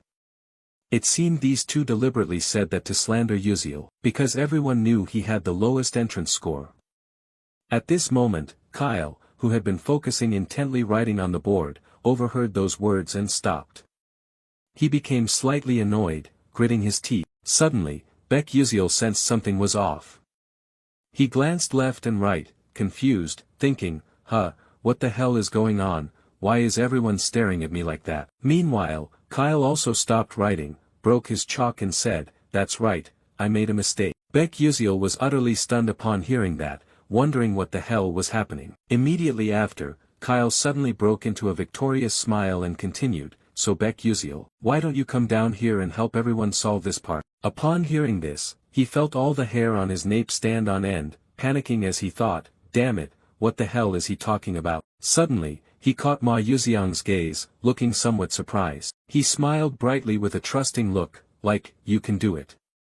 Come on, by now you must have figured everything out, it's this guy and those others who are deliberately pulling this stunt." Thinking this, he slowly stepped down from the podium, walking while reflecting, Fine, if you want to humiliate me, then you've made a mistake. I will make you real, unable to accept defeat both mentally and verbally." At that moment, everyone's gaze converged on him.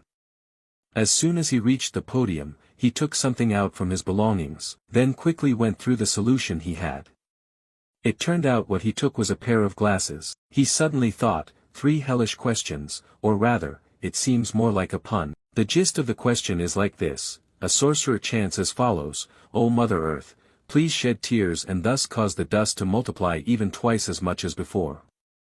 The question is, why is this so? The answer to this question is quite simple, it's just that the dust is crying. They are merely a state of separation. Yuziel raised his hand to his head, wondering which damn fool had time to come up with this ridiculous question.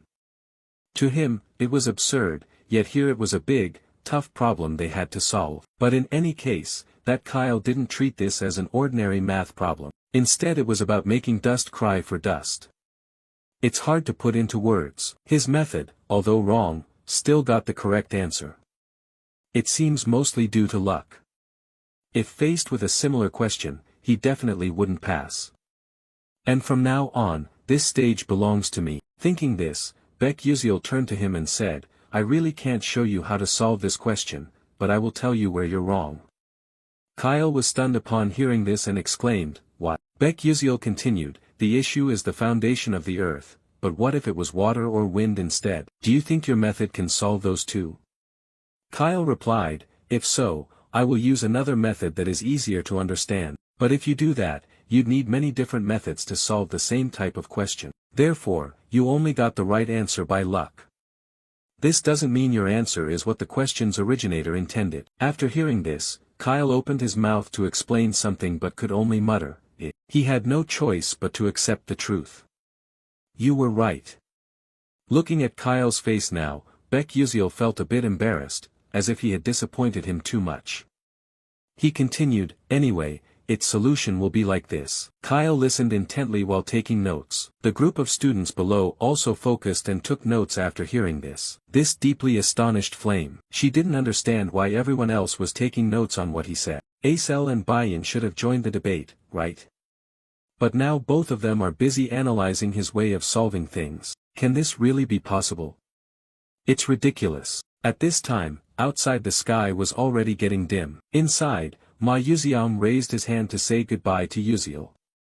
"Bye-bye, see you tomorrow." He smiled brightly and then left. Yuziel reluctantly raised his hand in return, "Goodbye." As Ma Yuziang's figure gradually disappeared, Yuziel finally raised his hand to cover his face, thinking disappointedly, "Damn it, if I keep getting involved with Ma Yuziang like this, it's over. I don't want tomorrow, I never want to see him again for the rest of my life." With that thought, he slowly lowered his hand. Looking at his small, budding hand, he suddenly thought, maybe it's because of the phone, I can't use it anymore, it's frustrating, but it caught Ma Yuziang's attention, damn it. I don't understand why I have to keep running into him. Strangely, besides Flame, no one else had ever used Blink before. As he was leisurely leaving, he saw Bayan still standing nearby waiting for someone. Her face looked a little sad. He suddenly thought, what's wrong with her? Her expression looks off, but it's none of my business, no need to bother. so he just walked past Bayan. Suddenly, she called out, Baek. While he was still confused, not sure if he heard correctly, she continued, I have something I want to ask you. The male lead was quite surprised by this. He could not have imagined that a perfect person like her would have something to ask him. He replied, Bayan, what is it? She didn't beat around the bush and went straight to the point. Why didn't you explain your answer earlier? The male lead was stunned by this question. He thought to himself, it's not that I didn't explain, but in truth, I didn't even know how to explain it. How can you explain a question that has no answer? Maybe she's misunderstanding something. He awkwardly scratched his head and replied, well, I didn't have to explain anyway. Hearing this, Bayan immediately interrupted, I understand. You don't want to reveal something there, right? This made him even more confused. He thought, it's not that. She continued, then I will make it up to you. The male lead was shocked and replied, what are you talking about? Bayan clearly added, I mean I will compensate you fairly. The male lead was utterly shocked, mouth agape, exclaiming, huh. After a while, the two quietly went to Professor Hei Wonriang's room. After rummaging around for a while, they managed to find their own tests. He glanced over Bayan's test and then spoke. I really don't understand why you paid me to solve just 3 questions in the placement test. Bayan replied, I have my reasons, not convenient to say. You just keep talking. Yes, miss, the male lead responded. After looking through her test, you voiced your doubt, hey, but you only got 3 questions wrong, while I missed all the others. Yet you asked for my help. Aren't you ashamed? Bayan calmly replied, no. The only thing I feel ashamed of is that I still can't understand the answers to those questions. If you can solve this doubt for me, I'm willing to do anything. Hearing this, the male lead was so surprised he was stunned, thinking to himself, he's supposed to be a model student, isn't he? Then you asked, but why are you asking me? You're a princess, surely you have plenty of friends to ask. The girl stammered in response, that, in fact, among 1,141 freshmen, only 3 people answered these hellishly difficult questions correctly, and you are one of them. The male lead was so shocked he gasped, what? What did you say? The girl, somewhat embarrassed, continued, those questions had no official answers, yet Ma Yuxiang, Flame, and you were all able to solve them. That's the thing that makes me feel most ashamed. The male lead, unable to stay calm any longer, his hands shaking, replied, no, wait. Then you abruptly stood up, mouth wide open shouting, those 3 questions were meant to trick us, right? Nobody could solve them. Why didn't you realize that while solving them? Bayan answered, after hearing that, you tried to suppress your anger and sat down. You suddenly thought, this is crazy. Now I understand why I'm put in Class S, and why Flame stops me. I have no idea about the game's setup in this world. I also didn't know about those tricky questions. But maybe Flame is different, because she has read the entire novel. Even if she doesn't know the game's storyline, she would surely know the setup in the story. For example, those 3 tricky questions. But since a secondary character not in the original novel appeared, Flame had to acknowledge the existence of this Baek. Damn it, no wonder she acted that way. Bayan was confused by his reaction and asked, what's wrong with you? The male lead replied indifferently, nothing, don't worry. Don't forget you promised to help me with something if I explained the answers to you. Bayan replied, yeah. The male lead continued, I only have one small request, to turn my staff into a demonic sword.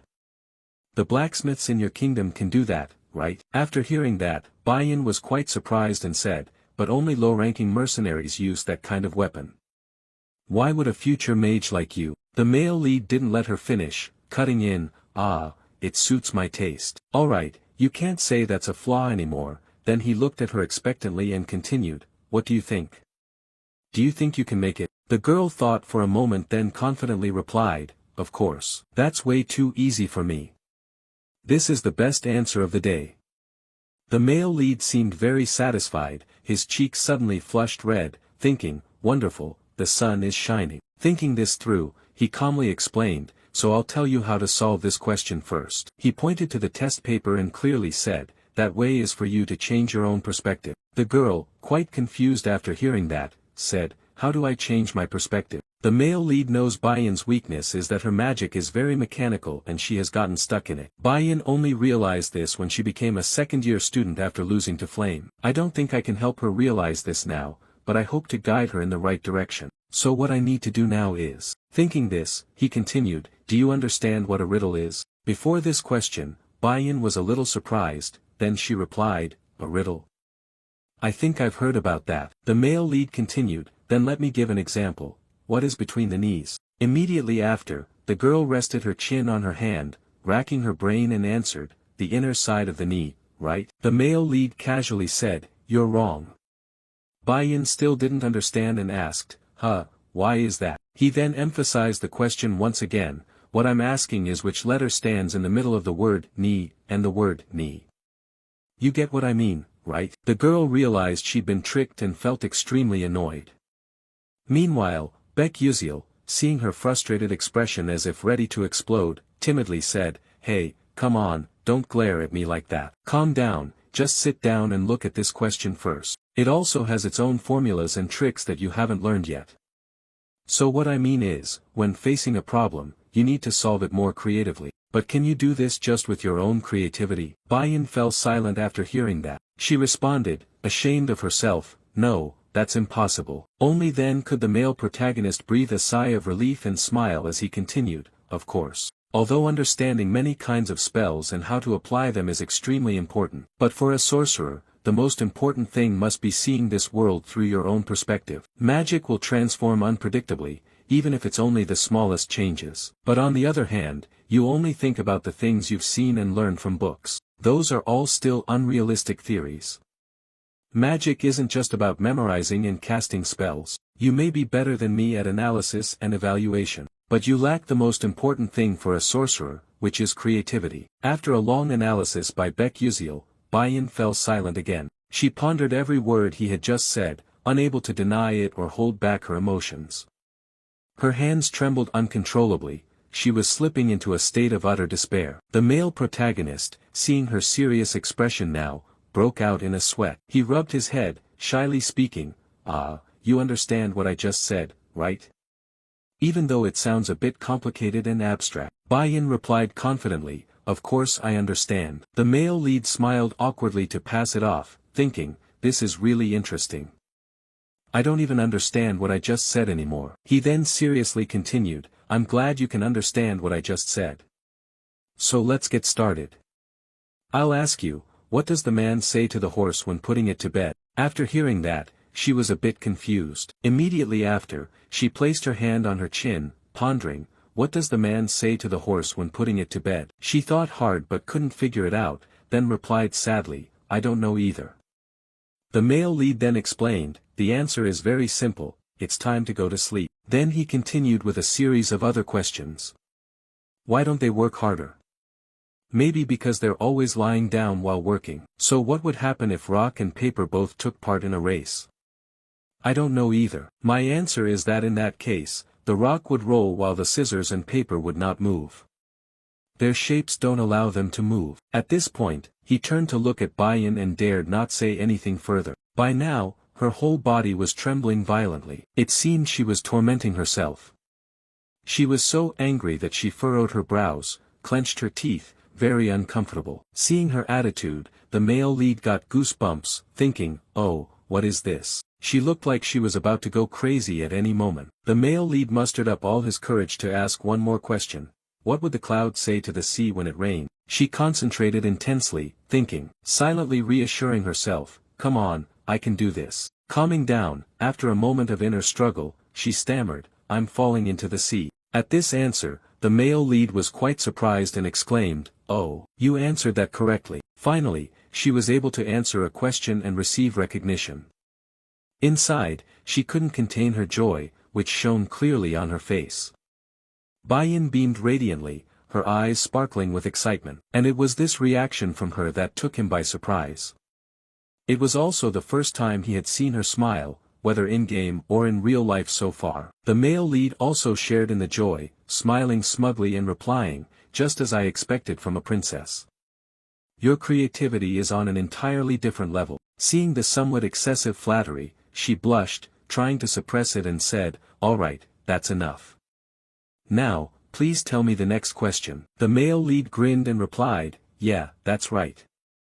So my next question is. And so, the two chatted together until it was fully dark. Outside the school grounds, a few students remained, chatting with each other. At that moment, the male lead quietly headed home alone, looking quite exhausted, with dark circles under his eyes. He sighed in frustration, thinking, what a fool I am, spending a full 3 hours just using some silly trick questions to challenge Bayan. I honestly don't expect her to remember what I said. But speaking of Bayan, she will definitely become a great witch in the future with an excellent mind. However, her weakness lies in her overly rigid way of thinking. If I want to exploit that weakness by teasing her, even though she is the antagonist, why do I feel so guilty about it? Anyway, I need to quickly train Terivon into a sword mage, so I have to do much more than this. Well, this isn't like the old me who could do everything on my own. But whatever, no point thinking too much and getting a headache. I should just quickly go find the necessary books for the upcoming classes. After a while, I arrived somewhere. I looked around searching for something and told myself, no, it should be around here. I didn't remember wrong, did I? Then my eyes suddenly lit up with joy as I exclaimed, here it is, this is definitely the place. In front of you is a rather old and dilapidated house. Inside, everything is covered in dust and cobwebs. Stepping inside, looking at the scene before you, you think, oh, this place seems really run down. Looking at the shop owner, you suddenly think, but I know one thing. Here, the owner of this bookstore has the strange habit of pretending to sleep while secretly spying on customers. If I remember correctly, this nameless bookstore contains Maella's notebook. He was the valedictorian graduate of Stella Academy 10 years ago. If it were my past self, I could just click on the screen to view it immediately. But in this world, you need actual books to study. Moreover, whatever you study affects your level advancement. At first, I bought books from famous bookstores, but then I discovered the good ones are all hidden in shops without signs or any reputation. Thinking of this, you advanced deeper into the shop and started searching. As you walk, you quietly rejoice, thinking that studying magic engineering with Maella's notes in hand would be amazing. Surely, you'd get perfect scores, but honestly, just wearing ridicule glasses would also get decent marks. But maybe I'll discover some secret formula. Suddenly, something catches your eye, a green book nestled in the corner of the cabinet. You exclaim, this is exactly what I was looking for. You just reached out to grab it, when at the same time, someone else's hand also reached out for it. And then the two just kept looking into each other's eyes. He exclaimed in surprise, Acel, really? She replied confusedly, huh, how do you know me? Of course, you're so famous. The male lead answered. At this point, she slowly realized as he continued, ah, I remember now, you're also in the supplement group, your name must be Becuzil. After hearing that, the male lead felt a little disappointed, thinking, hoo, she doesn't remember meeting me before coming to the academy. She went on, ah, I really liked that debate, it's just a pity you couldn't explain all the answers. The male lead then suddenly recalled that Acel was also someone who couldn't solve those questions. She added, anyway, it's nice to meet you. Then she coldly turned her face and walked away. He was somewhat surprised at her attitude, but the important thing for him now was that, luckily, the book hadn't been taken. He reached out to grab the book. Then he glanced back at Acel, thinking, why is she here? At that moment, she was still browsing books, but she seemed hesitant about buying them. This was clearly shown when she checked the price of each book she intended to buy. After looking at the price, she sighed in disappointment and put the book back in its place. It was this action that caught Becuzil's attention. He also quietly understood that the reason she was here was because of that. This bookstore usually sold second-hand books, so the customers were often poor students like himself. Someone from a fallen family like Acel, who has lost everything, can only come here. Her father was probably killed by members of the dark demonic race. He suddenly felt she was quite pitiable, it was really sad. A princess like her had to buy old books, and on top of that had to look at their prices for fear of not having enough money. Moreover, Acel also had a tragic end in the original novel. She died before Flame, who became the main character in this world. It can be said that the unluckiest character in the game is Acel. Thinking of this, he had already found some books he liked. They seemed quite thick and heavy. He placed them in front of the shop owner and said, I'll pay now, please. At the same time, Acel also came to the checkout and looked at the pile of books he had chosen. Standing beside him, she could only wish. She seemed surprised to see him buy so many books. The shop owner was also taken aback and replied, "All of these?" The male lead just nodded slightly and glanced in Izel's direction. She looked a bit melancholic on this side, so he asked, "Are you okay?" She replied indifferently, "It seems you are like me in that you pick only good books." The male lead felt a bit embarrassed after hearing this, wondering if she had just intended to insult him. He then responded, "Which ones?" Acel continued, "All of those."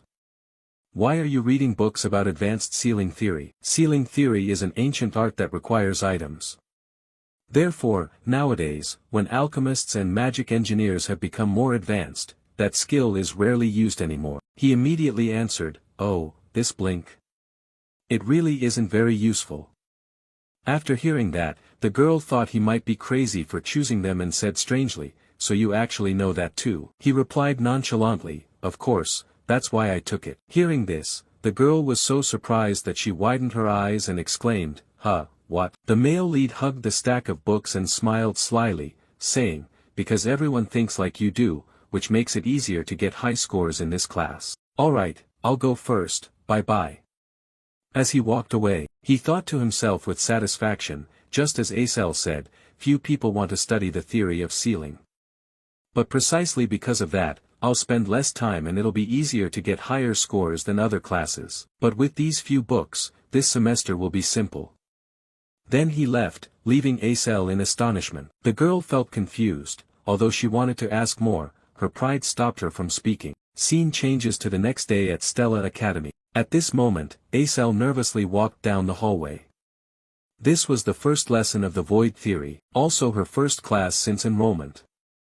She suddenly thought, since this subject is easy to score in, it probably won't be too bad. Then she also arrived at the classroom. By now, quite a few students were already there. As she found an empty seat and sat down, she accidentally overheard the conversation of the friends next to her. "Hey, you're studying nihilism too?" But I think I'm in trouble. I registered because everyone said this class was easy, but it seems the rumor has spread far. All the smart kids are in this class, so we're really doomed." After hearing that, Acel could only sigh, thinking she had no choice, but she would try her best in another class. After a while, the lesson ended, and everyone got up to leave. Each person looked quite tired and complained to each other, like, "My butt is numb from sitting. So hungry, what should we eat for lunch today? Let's go to the canteen and decide." Acel felt lost, quietly trailing behind alone. She sighed sadly, thinking, "Oh no, what should I do now? But it's difficult to get a scholarship if you register for my class." Her stomach growled loudly, ravenous. Holding her wallet, she hesitated, wondering if she should just go eat first. "Let's see. This term I only have 60 meal tickets left, so I'll have bread today." Izel's eyes suddenly widened with surprise when she saw something. It turned out that on the way to the canteen, she happened to pass by some room. She even recognized a somewhat familiar person, Beck Uziel, who was also sitting there. At first, she wondered what he was doing here, but when she saw the professor giving a lecture, she suddenly realized this was the class he registered for. Strangely, this class had very few students, and not only that, they were all people with poor records. This professor is probably about to lose his job soon, she thought. But then she suddenly realized one thing: if she also registered for this class, she could achieve high scores without spending much time, and could save energy to study other subjects and earn scholarships. Oh, but the name Beck Uziel might already know in advance that this subject is easy. Oh, unbelievably, he had already planned which subject to take for a smooth ride. No, impossible, what am I thinking? It must be just a coincidence. Thinking of that, she also left. Scene changes to the next morning, when the sun had already risen high. Somewhere, students were still attentively listening to the lecture. The teacher said, "Surely all of you know what the root of magic is. The primordial white-robed mage spread magic throughout the world. Humans and other species learned how to use magic. And the professor giving this lecture is Professor Laidin, a specialist in the moon deity." He continued, "That mage taught the elf race natural magic, taught the dwarves material magic, and taught humans elemental magic. After that, he gave a long lecture on magic, followed by an abstract and difficult lecture. The main character listened as if a duck hearing thunder, silently thinking, can I really get through these 3 years like this? I could have skipped all this knowledge with just one blink in the game, but this lesson is actually quite important. It might tell me what the true ending is. And of course, all of this is just my own speculation. Suddenly, he realized that the person sitting next to him looked somewhat familiar. Turning his face, he was surprised and thought, Acel has always been in this class. I don't remember any main character enrolling in this class who has anything to do with me. At this time, the professor was still passionately lecturing. Humanity's curiosity did not stop at elemental magic. Mages have traveled around the world and secretly learned magic from other species. However, they were still not satisfied, but could no longer learn anything more. The primal mage left behind 12 divine moons and vanished without a trace. Does anyone know about the 12 divine moons? A clear voice spoke up. People say they are divine guardians protecting the balance of power across the continent. And no one else but Acel was speaking. She added, I also heard that they were hidden all over the continent and have carried that mission until 1,000 years ago. The teacher was quite surprised by this answer. He continued, oh, that's right, they have a special power that protects the continent. For example, the divine moon representing summer, the 6th moon is the red summer moon carrying a blazing red flame, and they say that flame will never go out. If you go to the bottom of the Alamanca Sea, you can still see the red fire.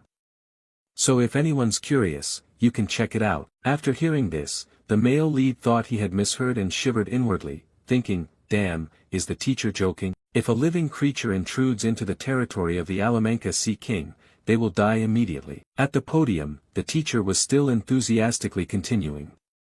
This is Bevian, a giant whirlpool in the ocean that was frozen by the 12th moon, the blue winter. Therefore, each divine moon has its own power, but miracles happen if they combine. A student below raised his hand and asked, Teacher, what is that miracle? The teacher suddenly grew solemn and replied, no one really knows that. They fell into slumber 1,000 years ago. At this moment, the protagonist felt the teacher was right. At least I have encountered some divine moons while playing the game, but I only saw 5 moons during limited time events. This is based on information I've gathered from other players. No gamer has found more divine moons than me. If my guess is correct, the 12 divine moons relate somehow to the true ending, because no one has discovered the true ending in the past 10 years. The answer must lie in the unknown content. I only managed to see 5 moons after risking my life many times, but if I want to witness the true ending, so be it. I'll just start over again. Meanwhile, in another outdoor classroom, a massive fireball was rushing toward the mannequin in front. A beautiful woman in a red dress stood in the middle and spoke, strength isn't everything. No matter how powerful an attack is, if it doesn't hit the enemy, it's useless. This woman is Professor Hong Yil, the fire class instructor. The professor was walking around observing the students applying theory into practice. Suddenly she sensed something was about to happen. Immediately, a huge fiery force rapidly dashed toward the position of that dummy. And then boom boom boom, a great explosion occurred. The professor looked at this source of power with apparent satisfaction, but suddenly her eyes became extremely astonished. Yet after that big explosion, the smoke gradually cleared. The silhouette of that dummy was not only untouched by flames but remained intact. Professor Hong Yil looked at this scene with some disappointment, exclaiming, that's the truth, Baiyan. Upon hearing this, the girl trembled all over. Baiyan sadly sat down to rest. Her eyes could not hide the disappointment, thinking to herself that she had once again let her mother down. Her mother would certainly be very disappointed. Suddenly a voice called out, Princess. Looking up, it was a friend with cute red hair braided into 2 sides. She smiled with her eyes squeezed shut, asking, are you okay? Then she slowly sat down beside Baiyan and continued, don't be sad anymore. You look truly wonderful, Princess. Baiyan replied indifferently, what do you mean? If you used magic like me but it was much stronger, what good would that be? I didn't even hit the target. The girl answered, but your magic is really amazing, it's super cool. Honestly, I have known you since I was a child. Hearing this, Baiyan also recognized this girl. She is also a fire mage like me. It seems her name is Arswan. I think I've heard it somewhere before. People say that a fire mage prodigy has appeared, but even so, it means nothing compared to my magic. Thinking of this, Baiyan exclaimed, it's amazing that her accuracy is that high. The girl shyly replied, but if I practiced more, how could I possibly compare? Bai-yin stood up abruptly and continued, but that's only enough for the weak. Anyway, talking with you already makes me feel much better. Goodbye. After saying this, Bai-yin left immediately, leaving behind the two braided girls sitting there in a daze. Scene shifts to some castle, which appears quite neat and orderly. Bai-yin is also present here, but she looks rather tired. At this moment, a voice spoke up, "Princess." A strong woman standing respectfully behind appeared. She continued, "Welcome back, madam. And she is Bai-yin's personal guard named Iaj Terran. Madam, some warm tea and candies have been prepared." Bai-yin replied, "Thank you." J. Terran continued with the task of adjusting the magic staff you entrusted to me earlier. Because that staff is very good, they say it can produce a high-level magic sword. Bai-yin listened while eating a cake, somewhat doubtful, and replied, "Is that so?" J. Terran went on, "However, there are some questions." Bai-yin was surprised and asked, "What questions?" J. Terran stammered in response, as if I had heard rumors that it constantly drains mana from its wielder. Hearing this, Bai-yin was astonished. Then she stood up abruptly, turned her face back, and said in panic, "What? Isn't that a dark artifact?" J. Terran suddenly grew serious and continued, "Not exactly, it resonates with the energy of nature." At that point, Bai-yin became deeply confused and murmured, "Impossible, something that drains its owner's mana yet resonates with the power of nature. But then, why is that magic staff only considered intermediate level?" J. Terran answered, "That is precisely why it remains at that level." What do you think about this? Its original ability still strongly enhances the user's mana and makes it stronger, or even elevate it to advanced level. But perhaps because it only absorbs mana without releasing any, it is downgraded to the intermediate tier. Hearing this, Bai-yin could no longer remain calm. She jumped up and shouted, "What? Advanced level? How could a student possibly use it?" Even J. Terran himself was quite surprised by this. Meanwhile, Bai-yin was still bewildered, clutching her head as she continued, "I know it doesn't resonate with everyone initially, but I didn't think people would use it even if they had it. Unless they have an enormous amount of mana or nothing at all. I don't understand this, I can be sure any ordinary person would know that." She spoke at length, leaving her throat dry. She sipped some hot tea to warm her voice, then added, "But anyway, he is definitely a special person." Cut to a few days later, when the new semester began in some classroom, a teacher was enthusiastically explaining to the students, "Attack magic requires a deeper understanding than any other type of magic." And our main character was also sitting attentively listening in this class. This balding professor was Professor Carlium, teaching mana guidance. He continued, "That's why the mana guidance class is mandatory. From now on, in your one-on-one matches, you will learn guidance focusing on casting and aiming." In this class, Acel was also present, looking quite focused on listening. At the same time, on the podium, the professor was still passionately explaining that casting means shooting magic from the caster's body, while aiming means using magic on a stationary target. Then, we will discuss the trajectory formula as follows. From a distance of 760 meters north, Chosu is moving southward at 12.6 meters per second, so, what is the appropriate trajectory and predicted distance Yan Hai needs to cast water-type magic? As the teacher reached this point, the atmosphere suddenly fell silent. Below, two students whispered to each other. One said, "Among the attributes, what if it's water?" The friend sitting next to him stopped him, "If you're not a water specialist, it's best not to answer that question." But is that teacher trying to make things difficult for us?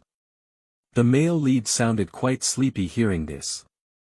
He kept yawning repeatedly, thinking to himself, "Really, this is so boring. Why does it take even more time than the Korean class?" Suddenly, the bald professor spoke up, "Uziel, please stand up and answer this question." The male lead answered reluctantly, "Yes, sir." But inside, he silently cursed, "Damn, it's me again." After a while struggling to explain, he finally finished his solution and confidently turned to say, "Yes, I have completed it." Looking at Beck Uziel's presentation, the teacher was very surprised. Exclaimed, "Wonderful, you managed to solve it so easily. Your initial attribute is water, right?" He immediately waved his hand and replied, "No, sir." "Oh, that's great. Let's move on to the next question then." It was precisely his actions that led Acel to see him in a different light. After a while, the lesson ended. Everyone rushed to leave. A clear voice called out, "Excuse me." Turning towards the voice, he replied, "Yeah, are you addressing me?" In front of him was Acel. She continued, "That's right, I have a question I want to ask you." She suddenly thought to herself that she had a question about Uziel while observing him. It wasn't about his ranking but that he was very intelligent even compared to the top mages. He could solve the professor's problems so quickly and accurately. That is something truly unbelievable. The level of that question is at least university level, not something a professor could easily solve. Even if Stella is a place where geniuses gather, what exactly is Uziel's status? At first I thought it wasn't the case, but now that's certain. He definitely has a course registration strategy. Thinking of that, Acel continued, "I want to ask you, what is your next course?" Taken aback by this sudden question, Uziel was quite surprised. He calmly replied, "Why do you ask? Do you like me or something?" Acel answered a bit annoyed, "What's that, old man, do you think I'm a pervert?" "That's gross." Uziel, purple with anger, said, "I'm the one who thinks it's gross, isn't that right?" But then he suddenly thought, "I'm an adult, what the hell am I saying?" Then he touched his head and ears awkwardly and said, "So why do you ask?" At this moment Acel answered seriously, "I've researched the classes you're enrolled in.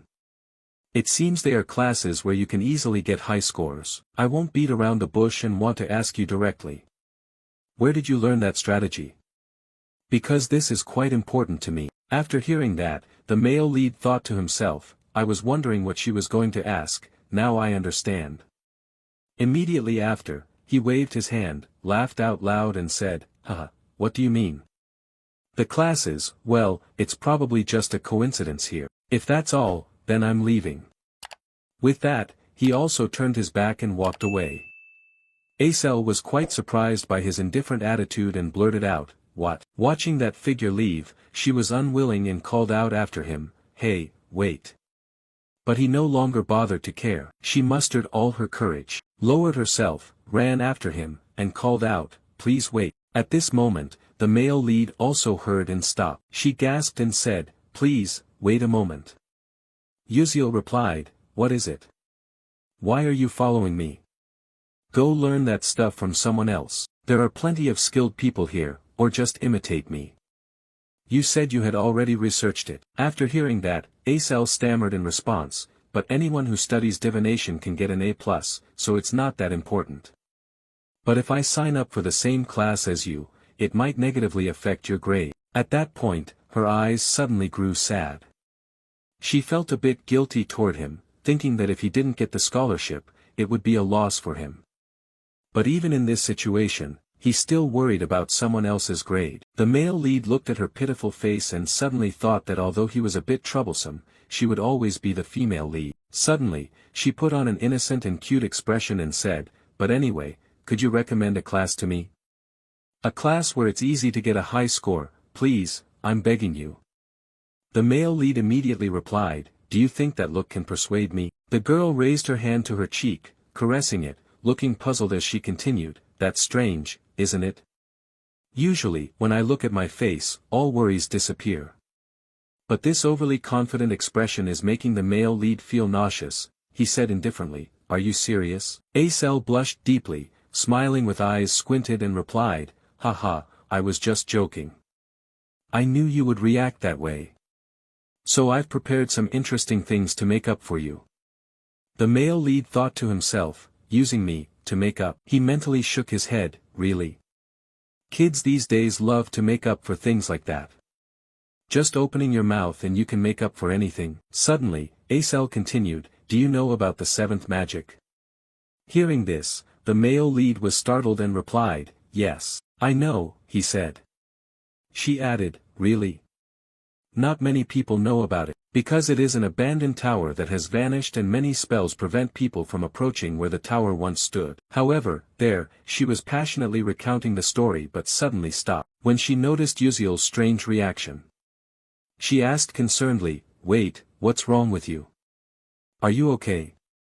Uziel seemed to struggle upon hearing this, clutching his head, thinking, "I'm losing my mind." This is extremely important information, because Flame can increase its influence over the male lead through this. Moreover, Flame knows about this from the original episode storyline. Acel also knows this and has only shared this information with the male lead, not with supporting characters like me. Thinking of this, he didn't want to listen at all and waved him off, replying, "That sounds like a scary story, doesn't it? I don't want to hear it either, it's not interesting at all." Then he just walked away. Acel felt confused and quickly explained, "It's not that scary." "Are you afraid of ghosts at your age?" Yuziel reluctantly responded, alright, I'll tell you." She twisted the question further, "You just pretended you wouldn't tell me, so why did you change your mind so quickly?" "Yeah, that's how I like it," Yuziel replied. At that moment, he also thought. Moreover, it was enough that Acel wanted to give him something. With that thought, he spoke up, "Anyway, this isn't related to scores, but it's something extremely useful for me. You should register for the meditation journey to the Void course as a culture episode class." Acel replied confusingly after hearing that, meditation. Registering for that as a culture class? The moon god tomb and meditation are prioritized. "Do you like practicing?" "Not exactly," the male lead responded, but he himself didn't know how to explain it. He suddenly got an idea and made up a reason. My master is also a bishop like you, and through meditation, one can enhance their magical skills." Acel exclaimed in surprise, "Just with meditation?" Based on his experience of playing games all night for 10 years, he gave his own explanation. In fact, this had yet to be discovered. But for bishops who wield large-scale destructive magic, meditation is extremely important to perform precisely based on formulas and equations. But above all, it is the mind that controls the magical power. "I haven't told anyone this before, but you're the exception because you're quite cute." The girl was confused, unsure whether to believe what he was saying, and replied, "You just said I was ugly earlier." "But it sounds like every girl likes that." She smiled brightly and continued, "Anyway, I do thank you. Although it's not a subject that helps me improve my grades, I will register for it." Yuziel replied, "That's up to you, fine, you can do whatever you want." Having achieved her initial goal, the girl happily left. Watching her back as she walked away, Yuziel seemed quite worried. He didn't know if what he had done was right, only sighed and thought, "I told her everything. It made me a bit afraid of how the future might change. But if I just leave her like this, Acel will face tragedy again in this world. If meditation can help her, that would be a good thing." Thinking about this, he suddenly realized something in his mind. He himself is also a magician, isn't he? But why hadn't he thought of practicing until now? Yuziel is very strict in training within the game, focusing on conditioning, restraining magical power, and developing rapidly. If this were a game, I could gain experience by pressing a button, but now I can only do it directly. It seems quite late, and there are no cutscenes or hunting missions, so I can't gain more experience. But anyway, I have to thank Acel. After a while, Yuziel returned to the Stella Academy dormitory. All students are within the dormitory system. The dormitory system is a side feature in the game, where players can freely decorate their rooms. But for Yuziel, this is his only home because his village was burned down. Dormitories are also divided based on rank. All rooms are the same size, but the number of people per room is allocated according to rank. And naturally, the S-class students occupy the highest floors. The protagonist is now alone in his room, feeling a little lonely, but in the end, he can make good use of it. He let out a sigh to catch his breath. Well then, it's time to get started. Yuziel meditated with intense concentration, thinking, training stats is not the most important thing. Because this is reality, I have to get used to using this body. In the game, Yuziel was a genius who could control sword aura by using an infinite circulating mana pool inside and outside his body. No one pays attention to him, so no one knows. But Beck Yuziel is a sword genius who reached the pinnacle of swordsmanship. I have to follow that path once again. My breath is what controls the flow of mana in my body. If I can gradually increase the amount of mana I intake with each breath, I will be able to gather enough mana in just one go. Skills don't increase simply by collecting EXP, you have to continuously use the skill to level up. This also means training, and so he focused on training throughout a long night. At this time, the clock already showed 4 a.m. The new day was breaking. Inside the room, Yuziel was still training, his whole body radiating a sparkling golden light. Suddenly, he widened both eyes, then raised both hands to feel the refreshing energy flowing through his body. He thought in amazement, This must be a sensation Uziel had experienced, since he was a child who accepted having mana leak syndrome. Although faint, I could still feel it. At the same time, the system also displayed a notification: the mana leak syndrome skill has leveled up, the blink skill has leveled up. The protagonist looked at the status panel quite satisfied. Wonderful, I've taken another step closer to the goal. I will find the real ending at all costs. Scene changes to somewhere else. Here, the air is quite fresh, a green meadow stretches endlessly. At this moment, someone mysterious appears. So this is a romantic space at Stella Academy. Flame immersed herself in the atmosphere here, suddenly thinking that the meadow and wind were artificial, but the feeling here was so genuine, really comfortable. Stella Dormitory is a pocket space created within the school grounds. This allows everyone to freely manipulate the elements of the space as well as its nature. All sporting events, other events, as well as dungeons, gates, and monster training take place here for that reason. Returning to reality, at this moment the students have also gathered here in full. Flame stood at the back, casting her eyes to take a quick look around. She suddenly realized there was a total of 141 people. 50 people from classes A1 and A2, the remaining 40 from Class S. If it were like the novel, there should be 39 people from Class S. I thought including myself it was 40, but unexpectedly there was one more person. That's right, where did Beck Uziel come from? In the novel, the first-year class only had 1140 people, and including myself made 1141. In other words, Uziel was also in the original novel. Well, I'll gradually figure out everything. It's okay, I can do this. I'm the only person in the world who knows about this novel after all. The lesson will start soon. Suddenly the group of students standing in front of Flame began to chatter. Someone said, "Prince Jeremy, have you finished registering for your Blink class?" The blonde young man standing in the middle was probably the character being mentioned, looking quite pleased as he replied, "Of course. We also signed up for the soft magic research class, because we heard you signed up too." He smiled with his eyes nearly closed and continued, "Really? Then let's help each other out." Meanwhile, Flame looked after his silhouette and suddenly thought, that's Prince Jeremy from the novel. He was madly in love with Acel but was rejected by her. Since then, he seemed to have turned into a different person and eventually became a villain. He looked gentle, but every one of his actions was calculated. I should observe carefully to avoid getting caught up with him. Suddenly, Prince Jeremy also saw Flame. He was exactly like a friendly beauty queen, raising his hand to greet while flashing a bright smile. Flame also raised his hand to wave back, thinking to himself, but he really is handsome. Now I understand why so many sycophants surround him. But it must be admitted that his faction was made up entirely of the most famous people in school. Thinking this, she turned her face and walked away to another spot. She was determined to gather them all together, because from now on, this world would become her own reality. She had to start preparing for the future. But this action seemed to catch the eye of the prince. He smiled inwardly, thinking, Flame. At that moment, the teacher's voice rose, capturing everyone's attention. We will start with basic training before beginning today's session. I need to know your abilities so that I can teach you properly. I will be the one directly teaching. If you don't like it, don't say anything. Often you already know that our professor has the authority to deduct or add points to you, so remember that you will be expelled if you don't meet the required score. And now I will explain the training session right away. We will practice with the dungeon.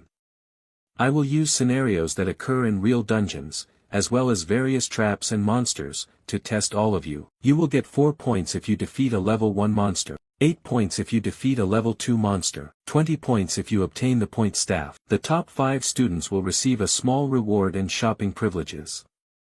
Students without points will have points deducted. If you are afraid of failure or afraid to go alone, you may form groups. But remember carefully, points will be divided equally among group members. If you can eliminate a student, you will take that person's points.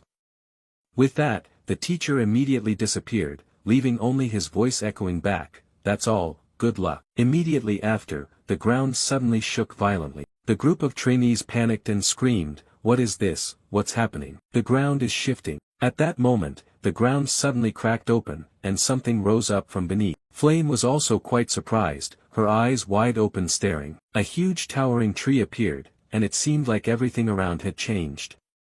Flame seemed to realize that this was exactly the map of Jack and the magic beans. The scenery here suddenly became dense and full of thick foliage. The entire group of trainees also began to take their own paths. Some chose to go alone, others decided to go in groups. In the distance was the figure of Flame walking alone. She held her magic staff in hand, suddenly thinking, well then, I'm ready to join this game too. Suddenly someone called out, Flame. Turning to look, what caught her eye was her red-haired friend.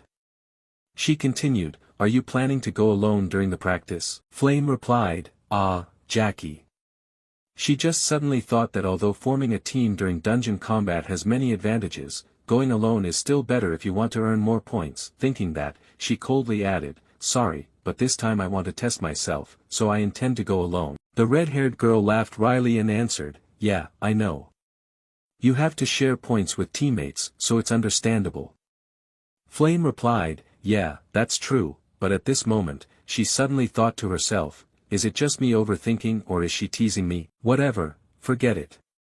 Flame said goodbye, let's go together next time, but she didn't say anything more and turned away immediately. Watching her retreating figure, Flame felt a bit annoyed inside, thinking, am I just imagining things, heaven, why do I have the feeling he's imitating me? But oh well, back to the main issue, things will probably be different later. 1 hour after the dungeon was opened, at this moment a blue light was emanating from some corner. It seems Flame just went through some battle. Now she is quite tired and mutters, this is exhausting, when will this training session finally end? Suddenly she sensed that something unusual was about to happen. Immediately after, a huge vine rapidly lunged toward Flame. Quick as a flash, she raised her magic staff to resist. A strong blue power emitted from the staff, directly striking the vine's body. After a while, it seemed the vine was defeated and gradually shrank. At this time she looked around, thinking, not only monsters but even plants can attack. Indeed impressive, even training can't be underestimated. So far I've only got 18 points, which isn't too bad. But for this episode, just one more point is enough to catch up, I have to keep moving. And so, she proceeded deeper into the dungeon. Suddenly she became astonished, eyes wide open. In the distance, there was a rather faint figure, but due to the glaring sunlight, Flame couldn't see clearly yet. Oh, feeling confused, is it a monster? No, it should be a human. But why would a student be able to hide at this level? But anyway, I'm also using natural camouflage to hide myself. With special abilities in control, defense, destruction, and healing, she told herself that ambushing the opponent now didn't seem like a bad choice. Just like that, Flame quietly and carefully took step after step toward that shadow. As she got closer, she suddenly realized that the person was Uziel, yet he was walking alone. She remembered that other students wanted to form a team with Uziel. Could it be that he had rejected them all? That's really strange. What surprised her even more was the ring on his hand. Suddenly, a bold idea flashed through Flame's mind. This was a perfect opportunity to test him. At that moment, Uziel was still unaware, yawning as he walked. On this side, Flame used her magic staff to generate a large dome of light. She believed that at a distance of about 15 meters, he wouldn't be able to defend against it. Immediately after, a strange magic formation appeared, radiating a fierce orange power throughout her body. Facing directly toward Uziel, she shouted loudly, light bullet. As soon as she finished, a bolt of lightning shot straight forward. When it was about to reach Uziel, he suddenly realized someone was attacking him from behind. He instantly used blink to move to another position. After the dust settled, Flame was utterly shocked and didn't understand what was happening. Where was the person? Uziel had disappeared without a trace. She was so frustrated that her hands trembled. How could he have avoided a second-level spell at that distance? Meanwhile, Uziel continuously used blink to approach behind the attacker. Only then did he dare to breathe a sigh of relief and exclaim, did he want to kill me or what? Suddenly shooting a light beam like that. Thanks to the fact that the level of the mana leakage syndrome had increased, otherwise I would have been in big trouble. My blink has upgraded to level 1 with a maximum range of 12 meters. I still have 2 more blinks to use, and if I take advantage of the terrain, I can deal with him, but avoiding confrontation is best. Thinking of this, he quickly used consecutive blinks to put distance between himself and Flame's position. He glanced back, figuring this distance was probably enough. His goal was rank 5, so there was no need to take excessive risks. The rewards for rank 5 were easy to achieve, with the possibility of significant increases to stamina and strength. As for the top 4 positions, they were the main characters after all, and in this situation they only needed 3 more points. Suddenly, a mocking voice rang out, "Hey you guys, come here and see who that is." In front of him at that moment was some group of trainees. One guy in the group grinned and said, "Oh, it's Beck Uziel from Class S here." At that moment, he also recognized this guy as Ridden, someone quite famous in the academy recently. Looking at the guys standing beside him, Uziel thought with disdain, and there were even members of Jeremy's weak Uslek team, all just trash. But then he suddenly realized another problem. For such a weakling, how did he manage to gather so much? Another guy spoke up, "I heard he's a loser, having to cheat to get into episode S." The blonde guy burst out laughing mockingly after hearing that. To get into episode S by solving those 3 silly questions, he must have been fooled by Stella. On this side, Uziel thought wearily, damn it, they just keep chewing on the same thing without getting tired. The other guy saw that Uziel didn't say a word and smugly added, "Hey, since we've met here, hurry up and hand over the point staff to us." You just coldly replied briefly and concisely, "Fuck off." The blonde guy found it even more interesting and said, "Oh, so you're trying to resist?" He flashed a cunning smile. "Do you think you can stand against us alone? Haha, are you still planning to use that high-level blink staff? Ridiculous, you can't even wield magic, let alone a magic staff." Facing these jeers, the protagonist didn't know how to react. With just a low-level blink, I wouldn't be able to confront a guy from a famous clan. But if I have 3 blinks, then I still have a way, which is to use the point staff in my hand. Moreover, this place is a dungeon, which is an advantage for me. Thinking this, Uziel extended the point staff forward and said, "Here, take this." The blonde guy saw that you were finally scared and voluntarily handed it over. He seemed quite satisfied and replied, "Well done, kid, just the way I like it. Don't get cocky too soon, karma usually comes early."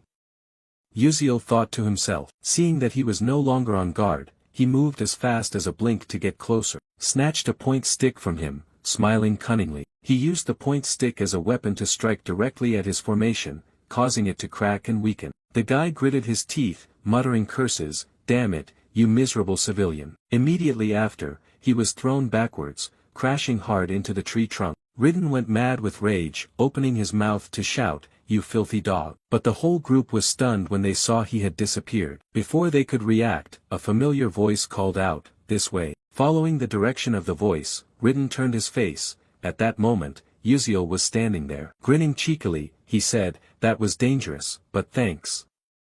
Now Uziel had 2 point sticks in hand. Ridden screamed like a madman, "You bastard, give that back now." Uziel replied teasingly, "Nope, I don't like that." The protagonist was quite pleased with his own strategy, thinking that the point stick was truly effective. Previously, he had accidentally learned about it while playing a game, but these point sticks were actually a glitch item, having no real value.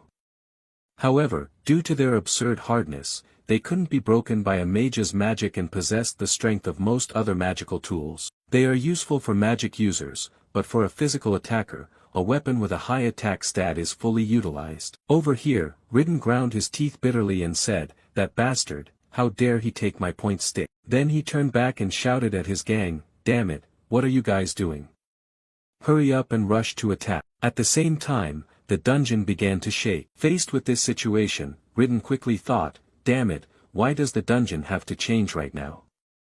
Thinking this, he wildly yelled, "Everyone quickly gather close and prepare magic, we can't lose track of that bastard." But at this very moment, it was the best opportunity for Uziel to act. He swiftly fled. His unusual action was spotted by one of Ridden's teammates, who opened his mouth shouting, "Uziel is running away, guys." As soon as the words ended, they used magic staffs to create a source of blue power, aiming straight at Uziel, continuously shouting, "You bastard, you won't escape." This frightening aura rushed swiftly toward him. Uziel could only think, "Damn, these guys are better than I thought, but you're still green and inexperienced." Just when it seemed that the energy would engulf him, he used blink and disappeared. Ridden's whole gang was furious but could do nothing. He blinked again, damn it, but he moved too fast, I couldn't see him anymore. While everyone was looking straight ahead, it seemed Uziel had slipped out like a lightning bolt to the rear. At this moment, he confidently thought, having 10 years of experience in this game makes using terrain to gain advantage as easy as pie. As for Ridden, he was extremely furious. We just need to hit him once. Suddenly, the dungeon began to shake violently. Seeing everyone's tense expressions, Ridden immediately reassured them, calm down, guys. He's still around here, wait until the earthquake stops. If we see him, let's attack together. But if our magic fails, it will backfire, so we must act very carefully. Saying that, he looked around to check. Suddenly, his gaze met Uziel's, who was standing right in front of him. Before they could attack, Uziel was a step ahead, striking straight at their formation with his staff. The force was too much for the formation to withstand and it began to crack. At the same time, it started to counterattack Ridden's own comrades. Then came loud explosions. The formation shattered, firing back at them. This was the unwanted side effect, magical backlash. The male lead quickly ran away, watching as his own formation backfired on the group. He felt delighted, thinking to himself that it was all over. After the dust settled, Ridden looked up and blurted out, "Damn it, Beck Uziel, that bastard." Meanwhile, Uziel raised 3 staffs and said smugly, "I'll take these." Then he grinned teasingly and added, "Oh, and if I ever get a girlfriend, I'll give her these. Bye-bye, darlings." Ridden was stunned. "When did you take it? Give it back to me now." The protagonist, looking at their current state, felt extremely satisfied. That's enough. Taking the last piece from them would be troublesome. He added, that last scene was really interesting. I played enough for now, I'm off. Having said that, he blinked away, leaving Ridden's group trembling with rage. He seemed to go mad, shouting loudly, "You damn bastard." The scene was also unintentionally witnessed from start to finish by a female apprentice. At that moment, Uziel had run far away from them, happily exclaiming, I got lucky. If I fought normally, I would have been robbed, but since this is a dungeon, things will be different. This is the experience of a seasoned person, but I keep feeling something strange, coming from somewhere. By the time he suddenly realized it, it was already too late. A massive fireball was hurling rapidly toward him. Seeing this sight, the protagonist was shocked and exclaimed, "What the hell is this? Where did this rain of fire come from?" The flames shot down where he was standing, one fireball after another, like a downpour. Wherever the fire hit, it exploded. He couldn't fight back, only able to blink away to dodge. He ran for his life, his face no longer calm. What kind of magic is this that's so terrifying? Looking back at the forest burned to ash, he hadn't even recovered yet, thinking that a major disaster had almost occurred. But what is this magic? Who would want to kill me? From behind the smoky haze, the silhouette of someone approaching appeared. She stood before him and shouted loudly, "Hey, you civilian. Why didn't you take another staff from them?" And the girl who wielded fire magic was none other than Princess Hong Baiyan. The male lead was surprised, thinking to himself, "Why is she here?" Thinking this, he awkwardly scratched his head and ear, saying, "Hey, maybe you're mistaken. It's not like I can take whatever I want, and even if I took those staffs, what does that have to do with you?" She felt awkward after hearing this, realizing she might have been a bit tactless. But Beck Uziel was suspicious. "Could it be that you want to take from them and then steal from me? What kind of crazy idea is that? Don't forget I taught you before." She put her hand on her chest and explained, "I am royalty. But if you understand my meaning, then let's fight. As royalty, I have no desire to steal from commoners, but in this battle, I will defeat you and take what I want." The male lead listened and almost had a blood pressure drop. He replied, Hey, what are you trying to do? Why bully someone weaker than you? Are you the weak one? Hong Baiyan continued, "But before this, I saw you fight and play around with them. You even used magic to defeat them, didn't you?" Saying this, although she didn't want to, she thought she had to hurry a bit or else she would get scolded by her mother. Suddenly, Hong Baiyan sensed a sound approaching. It turned out to be Ridden's gang chasing after them. One shouted loudly, "Uziel, where has he run off to? Damn it, that bastard is indeed too formidable." Princess Baiyan also recognized these people. On this side, Uziel started to run away. She hesitated, unsure how to handle the situation, wondering if she should attack them now. But no matter how strong she currently was, she couldn't take on 6 people at once. That's right, she needed to wait until their magic weakened. Only then would she have the chance to act. Meanwhile, Uziel couldn't just wait to die, he began attacking from behind Ridden. Then he used magic to strike directly at their formation. Hong Baiyin stood at a distance watching, quite surprised that the commoner besides Blink could also use other magic. Of course, those guys were weaker than her, but all were skilled fighters. Compared to that country bumpkin, they should have been much better. Seeing this, she pressed her lips and steeled her resolve. Immediately after, a formation formed around her, and a source of fiery power enveloped her. At this moment, she thought to herself, it's time to use fire magic. Without hesitation, a powerful stream of magic shot straight forward. On this side, Uziel also sensed the magic. Swift as lightning, he used Blink to dodge to another spot. He suddenly realized its pressure was getting closer and more intense. Indeed, a terrifying flame was hurtling towards him. Then you use Blink, then jump up high, then down low. Hong Baiyin kept focusing her gaze on the flames. And then boom boom boom, a huge explosion occurred. The protagonist finally dared to breathe a sigh of relief. Her magic really is dangerous. Luckily I have good intuition, otherwise I would have been dead. But I've already used Blink twice, now how should I face her? Baiyin suddenly spoke up, why didn't you take out your magic staff this time? Uziel replied speechlessly, I'm already holding your magic staff. Then what about the one given at enrollment? Hong Baiyin continued. Hearing this, you suddenly realized, right, why didn't I think of that? Seeing his fake act, Hong Baiyin said disdainfully, how long do you plan to hide your skills, huh? As she said this, her eyes suddenly became agitated, turning a frightening blood red. She stared straight at Uziel, bitterly thinking, I'm serious about fighting, but that ordinary guy treats it like a joke. Thinking this, she angrily said, fine, if you won't fight properly, then I have no choice but to take you down here. Uziel felt chills, goosebumps all over, thinking, I am seriously fighting, I'm not joking with her at all. On this side, Hong Baiyin continued, if you're not serious, you could die here. Behind her was a sea of blazing flames, her face gleaming with determination, thinking to herself, today I will definitely crush you. Breaking off her thoughts, she directed the flames straight toward Uziel. At this moment, Uziel could no longer keep calm, he desperately dodged, leaning to the left then to the right. After struggling to defend himself for a while, he was amazed by the scene before him. He slumped down, confused about what to do next, but he knew now wasn't the time to rest. He jumped up and looked at the huge fire in front of him, suddenly thinking, even if I blink to avoid it, her attack range is just too wide, what should I do? Suddenly, he heard a sound from behind. He quickly turned around to observe. A bold idea sprang to his mind. Immediately after, he showcased his blink skill. Lightning fast, he leapt higher. At this spot, the fire hadn't spread yet. Looking back, the fire burned hotter and expanded wider. Uziel stood hiding behind a boulder, lucky to have escaped death. He cast his gaze downward, thinking that this time he had been fortunate to avoid it, but it was still quite difficult. Even if I manage to get close to Hong Bei, the flames around her will flare up to protect her as I approach. I understand this very well because I have fought many fire mages before, but her rank is much higher than I had thought. If this were an open plain, I would have lost in less than a minute. The battle wouldn't even have taken place. Uziel watched the fire shooting out like rain. Suddenly, an idea came to him. I will take advantage of the power of these guidance rods. His eyes became more resolute.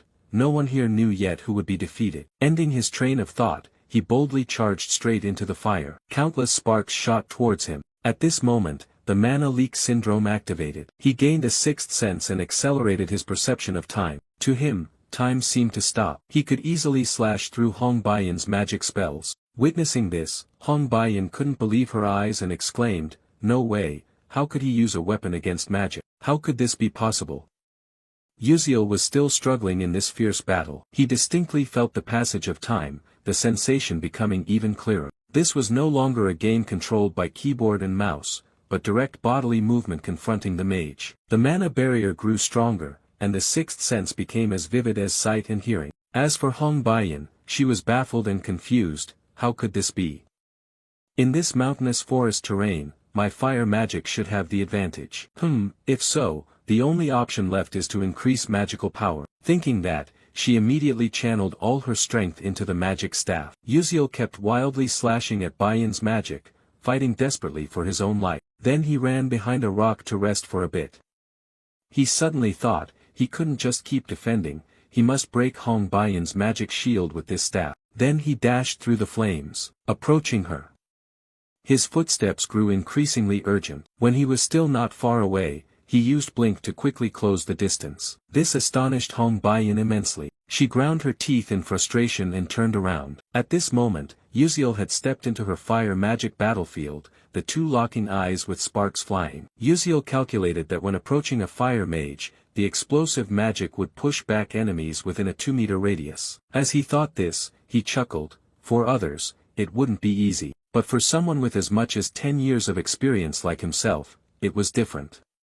He had been through this many times before. Immediately, he was hurled away by her magic, leaving Baiyin stunned and open-mouthed in horror. But undeterred, Baek Yuziel quickly regained momentum to advance again. He decisively used the point sticks to attack her protective membrane, creating cracks on its surface. Baiyin remained puzzled, unable to believe this, wondering how he could do such a thing. Meanwhile, Baek Yuziel did not stop. He frantically launched relentless attacks against it. The shield could no longer withstand it and shattered, causing Baiyin to suffer serious injuries and fall backward. Baek Yuziel stepped closer to her, smiled brightly, then sat down and said, "I've won." Baiyin felt deeply ashamed.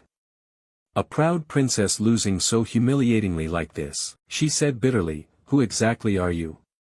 Baek Yuziel slowly stood and replied, "I'm just an ordinary student." Then he said mysteriously, "But the person hiding over there can come out now, right?" Realizing she had been discovered, the flame girl cautiously stepped out. At that moment, she was cautiously stepping toward the two of them. Flame was quite surprised and asked, "How did you know I was there?" Baek Yuziel didn't know how to explain it, so he forced a smile and replied, "Well, just consider it a hunch."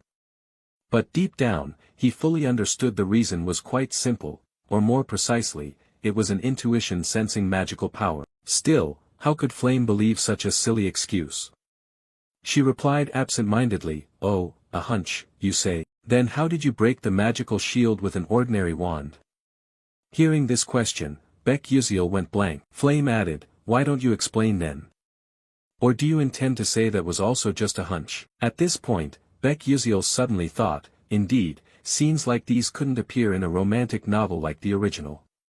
It made sense why Flame was curious, but he couldn't tell the truth. Thinking this through, he quickly had an idea, pointed at the rod in his hand, and said cheerfully, "Oh, this thing, this rod is really hard."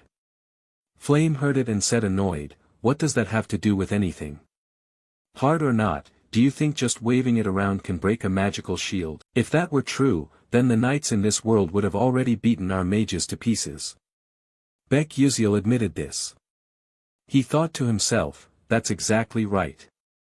You're completely correct." Baek Yuziel's evasive answer only made Flame feel more confused. She exclaimed, "Until now, I have always felt something strange but never had the chance to ask, Baek Yuziel, who are you really?" Baiyin stood beside, ignored like invisible, but having been eavesdropping all along, she couldn't help feeling surprised. Meanwhile, facing Flame's rapid-fire questions, Baek Yuziel's face broke out in sweat. He was frantically thinking of a way out. Could it be that the time has finally come? How is it that in less than a month, I'm already suspected about my identity? Should I just reveal my true identity? No, I can't. Flame doesn't have the slightest goodwill towards me, doing that would be far too dangerous. Thinking this, Baek Yuziel said, "Even if you suspect me, I'm not that kind of evil person." Hearing this, Flame responded confusedly, "Huh? What do you mean?" Baek Yuziel smiled awkwardly and continued, "Just as I said, I only want to help you." This made Flame even more perplexed. "Say you want to help me, okay, but help with what? What exactly are you trying to say, always being so vague? It's annoyingly maddening." But Baek Yuziel didn't explain further and turned away. He raised his hand in farewell, "I want to say more, but there's no time." "Well then, I'm leaving now." This action left Flame feeling deflated and angry, ready to blow steam from his head. And it was precisely Baek Yuziel's actions today that changed Bayin's perception of him. It seemed she was planning to do something crazy. Baek Yuziel suddenly thought, it seemed fine, just leave it like that, hoping these two would spare him. Suddenly, someone threw those point sticks at him. That action came from Bayin. After throwing, she stood there frozen, surprised, mumbling, how strange. As for Baek Yuziel, after taking this combo hit, he painfully held his head, turned around and shouted, "Damn, if you have something to say, just say it straight, why so cowardly?" Bayan spoke up, "I thought you would catch them, you can easily dodge all magic and traps yet can't catch this." Hearing these irritating words, Baek Yuziel was speechless, thinking he had no other way. The syndrome of sensing mana also has its limits, how could that intuition be maintained forever? Thinking this, he pretended to be in pain, "Ouch, that hurts. The duration to maintain sensing mana depends on my mental energy, since my mental energy is depleted, now I lose sharpness and even have a headache." But then Baek Yuziel curiously asked, "Then why did you throw this to me?" Bayan answered without hesitation, "You won, so take it." Although these point sticks seemed quite important, in his heart he quietly thought, "Is she feeling sulky? But if I take all of these, my score would jump up significantly, besides, those others don't really benefit me much." Thinking this, he bent down and picked up one point stick, then stood up and happily said, "All right then, thank you, but I'll only take this one, you keep the rest. So, I'm off now." With that said, he turned his face and walked away, not forgetting to wave goodbye. As he walked, he indulged in a delusion of his own strength, thinking to himself with a sly smile that surely they must be marveling at his actions. What a kind-hearted man, someone always merciful to losers like this, how cool he must be. He hoped they thought the same, but the harsh truth was that they did not think so. At that moment, Flame exclaimed, "Rita, that guy's got issues, he's mentally unstable." Bayan probably felt the same, saying wearily, "He's probably just a commoner, so his mind is a little scrambled." But deep down she was also wondering what the real identity of this Baek Yuziel really was. Meanwhile, outside the dungeon, Professor Lee Hanwol and the other professors were attentively monitoring every move of the candidates. The images being projected were incredibly vivid and realistic. Watching this, someone exclaimed, "Oh, the first-year Class S students this year are truly rare talents." Hearing the voice, Professor Lee Hanwol turned to observe. He stroked his beard and continued, "In general, it's worth watching up to this point, isn't it?" The person speaking was Telix, an elder of the Magic Council. A woman standing beside him agreed with this senior's opinion, saying, "Indeed, very interesting." She smiled with her eyes crinkled in satisfaction, perhaps thinking to herself, "In my youth, I was much better than this. Hee hee." This woman was Jarina Aeon, a member of the Blue Tower Council. At the appearance of them, Professor Lee Hanwol was quite surprised, thinking to himself, "The Magic Council, the Tower Council, just a trainee's internship observation but gathering such high-profile figures." Which makes sense though, to recruit talent, you have to do that.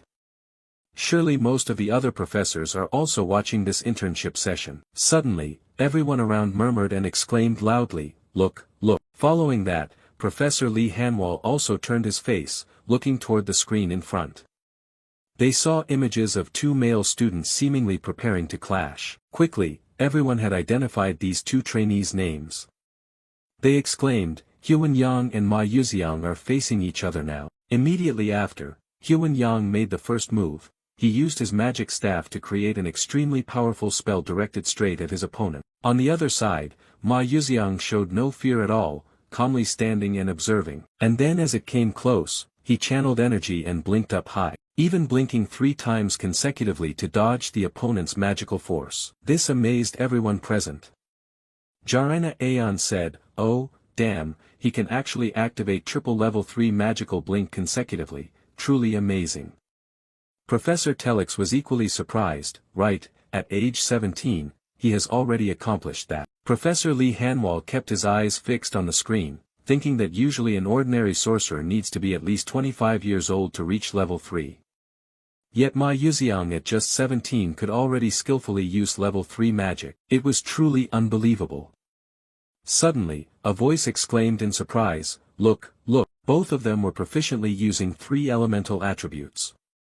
The battle grew more intense and dramatic between 2 evenly matched opponents. Witnessing this, Professor Lee Hanwol also marveled, thinking a normal sorcerer could only control 1 attribute and would have to train hard just to manage 2. Indeed, mastering 3 attributes is proof of innate talent. and they had been bestowed that talent from birth. Watching this, Professor Lee Hanwall suddenly widened his eyes in astonishment and exclaimed, "Is that the final phantasmal beast?" At that moment, a giant hawk appeared, its gaze filled with murderous intent radiating all around. This made Ma Yuxiang and Huan Yang startle and pause, but before they could react, the bird suddenly opened its beak and let out a painful scream. Its dreadful cry echoed throughout the dungeon. Then it slowly fell down. This terrified the two, leaving them speechless. They didn't understand what was happening either. The bird fell right before them, lying flat on the ground. Immediately after, a gentle voice spoke up, "Oh my, are you two fighting?" That voice came from the girl Acel standing above. She hesitated slightly before continuing, "I'm sorry for bothering you two." Up to this point, Professor Lee Hanwall was lost in thought. "Oh, that girl is Acel." But the hidden monster only appears when certain specific conditions are met. Not only is it hard to find, it's also very difficult to defeat. Yet that girl was able to hunt it down all on her own. However, in the face of her achievement, the professors behind seemed not to expect this and even felt a bit of pity for the poor girl.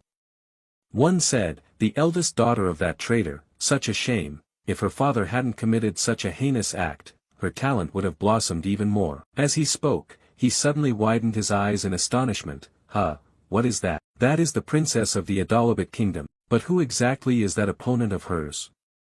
His face looks unfamiliar. At this moment, Professor Lee Hanwall couldn't keep calm anymore, exclaiming, "What, that magic? Could it be Blink?" Speaking of Blink, over the past 100 years many scholars have tried to master it, but all either died or became disabled, so they had to give up. It truly is a magic spell that cannot be easily controlled. Yet that child can control Blink so skillfully as if it were his own limbs.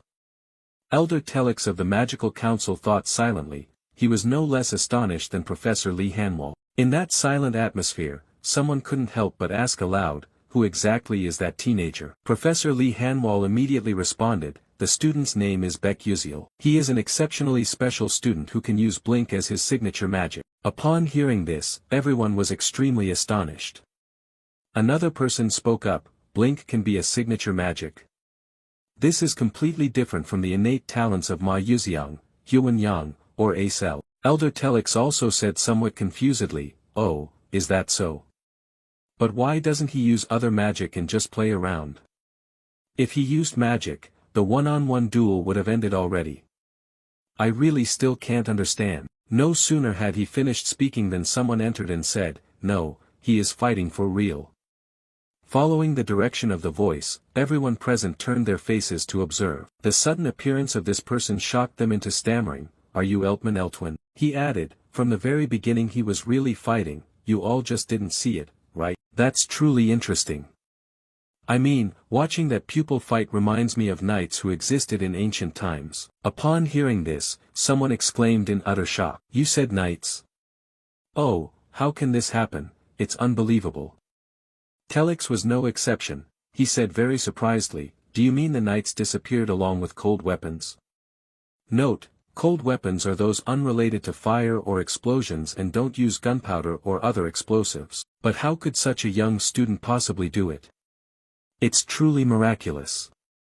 Professor Lee Hanwall still hadn't taken his eyes off the screen. Finally, he probably realized the issue and thought to himself, well, so that's how it is. The knightly way really isn't bad. The knightly way refers to the fighting spirit of those who wield swords in this magical world, heroes who have battled evil and protected the world since ancient times. Knights always fight with a magical sword, but to exist and fight using a sword, that was considered impossible. Yet this student was truly swinging his staff as if it were a real sword. Moreover, if Eltman Eltwin's speculation was correct, that kid was truly a rare talent. The principal of Stella Academy, renowned as the best magic school in the world. Eltman Eltwin was a 9th-level master mage and also one of the 10 great sages of the continent. If this was the great sage's thought, then the first dungeon training session had concluded. At this moment, on the practice ground dedicated to Class S students, a student was diligently training. Here, he used his magical staff to generate mana and attack the dummy in front of him. After a while of training, he grew exhausted and stood there panting heavily. Suddenly, he realized the mana in his staff was nearly depleted, but it seemed he was still dissatisfied with his own strength. Thinking to himself, "Damn it, this isn't enough yet, I'm still far from where I want to be. Among the 141 participants in this dungeon training session, 39 people failed to meet the criteria and were eliminated. Acel was the one who defeated the final boss, ranking first. He himself stood in second place, Ma Yuxiang was in sixth, but he did not feel that he had won. He recalled the moment during the fight in the dungeon. At that time, when the final boss appeared, if he hadn't entered, he might have known the true power of Ma Yuxiang. Thinking of this, He Wenriang was bitter and clenched his teeth, unwilling to accept it. Perhaps from their first meeting, he had already felt irritated with the name Ma Yuxiang. He did everything gently, but whatever he did, Ma Yuxiang showed results far beyond expectations. In this training session, he had arranged magic arrays everywhere and carefully calculated their movements. Despite that, Ma Yuxiang easily blocked the attacks and stopped them. No matter what I do, I just can't beat that kid. Is his talent thick and high like a fortress wall? No, that's not it. Right now, I don't have time to blame myself, I have to try harder. At the same time, Baiyan also just entered this training room. What caught her eye was the image of a male student wielding a magic staff, creating a huge whirlpool of power. Looking closely, she was quite surprised, thinking, oh, He Wenriang. That kid is always so calm, yet today he's frenziedly training as if poison. But although this wasn't what she wanted to say, thinking this, she used magic to create a fire spell. Her whole body radiated blazing orange light. Immediately after, she aimed straight ahead and unleashed a spark. Then, a loud explosion erupted. It seemed her mood today wasn't good either. Could it be that she was angry about something, which made her crazily train like this? The flames kept burning fiercely, and the loud explosion caught He Wenriang's attention. The boy stopped and turned his face to observe, to see who could produce such a powerful magic flow. Meanwhile, Baiyan was still very upset, feeling annoyed and unable to believe she was only third. Even though she had earned extra points, and the Queen Mother was quite satisfied, if she didn't regain her form, she would be punished. Damn it, a commoner always acting high and mighty, how unlucky. Ending her thoughts, she unleashed a very strong strike, a blinding light spreading from the explosion in front of her. At this point, Baiyan was exhausted, standing there panting heavily. He Wenriang nearby also hesitated, his mind filled with questions. Wow, what's wrong with the princess today? But maybe because of her mood, the princess's magic had become more accurate than before. It was truly surprising that Princess Baiyan's fire magic had such destructive power, yet she could control it so well in such a short time. Baiyan was also quite surprised at her own achievement, thinking how damn it was. Although unwilling to admit it, Yuziel's special lecture was not without effect. By applying those pun riddles, my magic has increased significantly. Even though he is just a commoner, with both the worst scores and personality, Yuziel is definitely the only one who knows how to overcome his weaknesses. But why do I still feel so frustrated like this? Oh heavens, oh heavens. Suddenly, someone called out, Your Highness. Jay Terran, what's the matter? The woman continued. Yes, the Terivon scepter you requested earlier has been repaired. Should I tell Yuziel right now? Looking at the scepter in front of her, Baiyan replied, Yes, that's better. After hearing that, Jay Terran replied, Yes, I know. I'll be going then. Then she turned away and left. But suddenly, the princess thought of something and tapped the shoulder to call back, Wait. Jay Terran was confused, What is it, Your Highness? A while later, at the second main tower, Baiyan held Yuziel's scepter in her hands, filled with hesitation. She thought, Since I heard Yuziel is here, I came. This is the second main tower, where the professor's research rooms are. But what is he doing here? Could it be to meet the professors? Suddenly, Baiyan was startled, her eyes wide open. She turned her face away, hesitating. Wait, why do I need to come here? I could just hand it to him at the training ground. Humph, doing this is no different than deliberately going to look for that commoner. No, I really need to go back first. Lost in a stream of thoughts, suddenly a voice rang out, Oh my, what is the princess doing here? Upon hearing this, Baiyan was startled, looked up and stammered, Teacher Hamrel, hello ma'am. It's been a long time since I saw you. No, Professor. Hamrel replied, teaching magic to the princess felt like just yesterday. Yet the princess has already grown this much, so fast. But why did the princess come here? Baiyan replied awkwardly, I have some matters, so I came here, but an unexpected event came up, so I plan to return later. Seeing the princess's embarrassed attitude, Hammerl calmly continued, "That's true, things are a bit chaotic there now, so it's better to come back later." Bai-yin was so surprised she was speechless. Hammerl went on, "Currently all the magic officials are here because of the student Yuziel." This made Bai-yin even more amazed. Curious about what was going on, she asked, "But why are they looking for that commoner?" Hammerl answered, "Surely the princess knows that student does not use magic, right?" Bai-yin answered shyly, "Yes." But inside she felt quite sad and embarrassed. She thought, indeed the professor had watched that match. Why did I reveal such a pitiful appearance in front of the teacher I respect most? So embarrassing, sob. Hammerl noticed the princess's expression change and comforted her. "Princess, you don't need to blame yourself, because the other party also did their very best." Bai-yin spoke softly, but he didn't even bother to use magic. Professor Hammerl laughed and said, "No, that's because of his faith." "Faith?" Bai-yin asked in surprise. "That's right," Hammerl explained, "after watching the training session, the headmaster believed that this student was trying to revive the vanished knights of the past. But this made Bai-yin unable to believe it. She exclaimed, "Professor, what are you talking about? Yuziel and the knights? How is that even possible?" When she said this, she suddenly froze for a moment, recalling the way Yuziel fought against her. She thought to herself, "It's unbelievable, but it's true that Yuziel used the staff like a sword. He only used the pointed stick to shatter my protective shield, even that magical sword too." Thinking of this, she felt deeply sad and stammered aloud, "But if you don't use magic at the magic school, you will receive very harsh punishment, right? During magic practice, points can be deducted and other penalties apply." Hammerl suddenly lowered his voice and replied, "That's right, the student knew this well but still chose to take that path. But it's also wonderful, isn't it? Although he achieved amazing results through Blink, he still tried so hard. I can't believe faith is real." After finishing, the professor said goodbye and left, leaving Bai-yin standing there lost in deep thought alone. She thought that if someone said they wanted to pursue knighthood, they would obviously be laughed at. It was such a ridiculous joke in this era, truly absurd. Yet Yuziel was not joking and genuinely wanted to pursue knighthood. She had once gotten angry and told him to stop joking around. Suddenly, Yuziel's appearance cut through her stream of thoughts. He asked what he was doing here.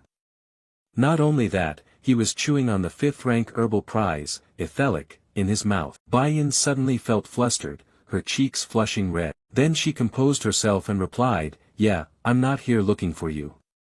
Before anyone asked, she confessed herself, making Yuziel laugh.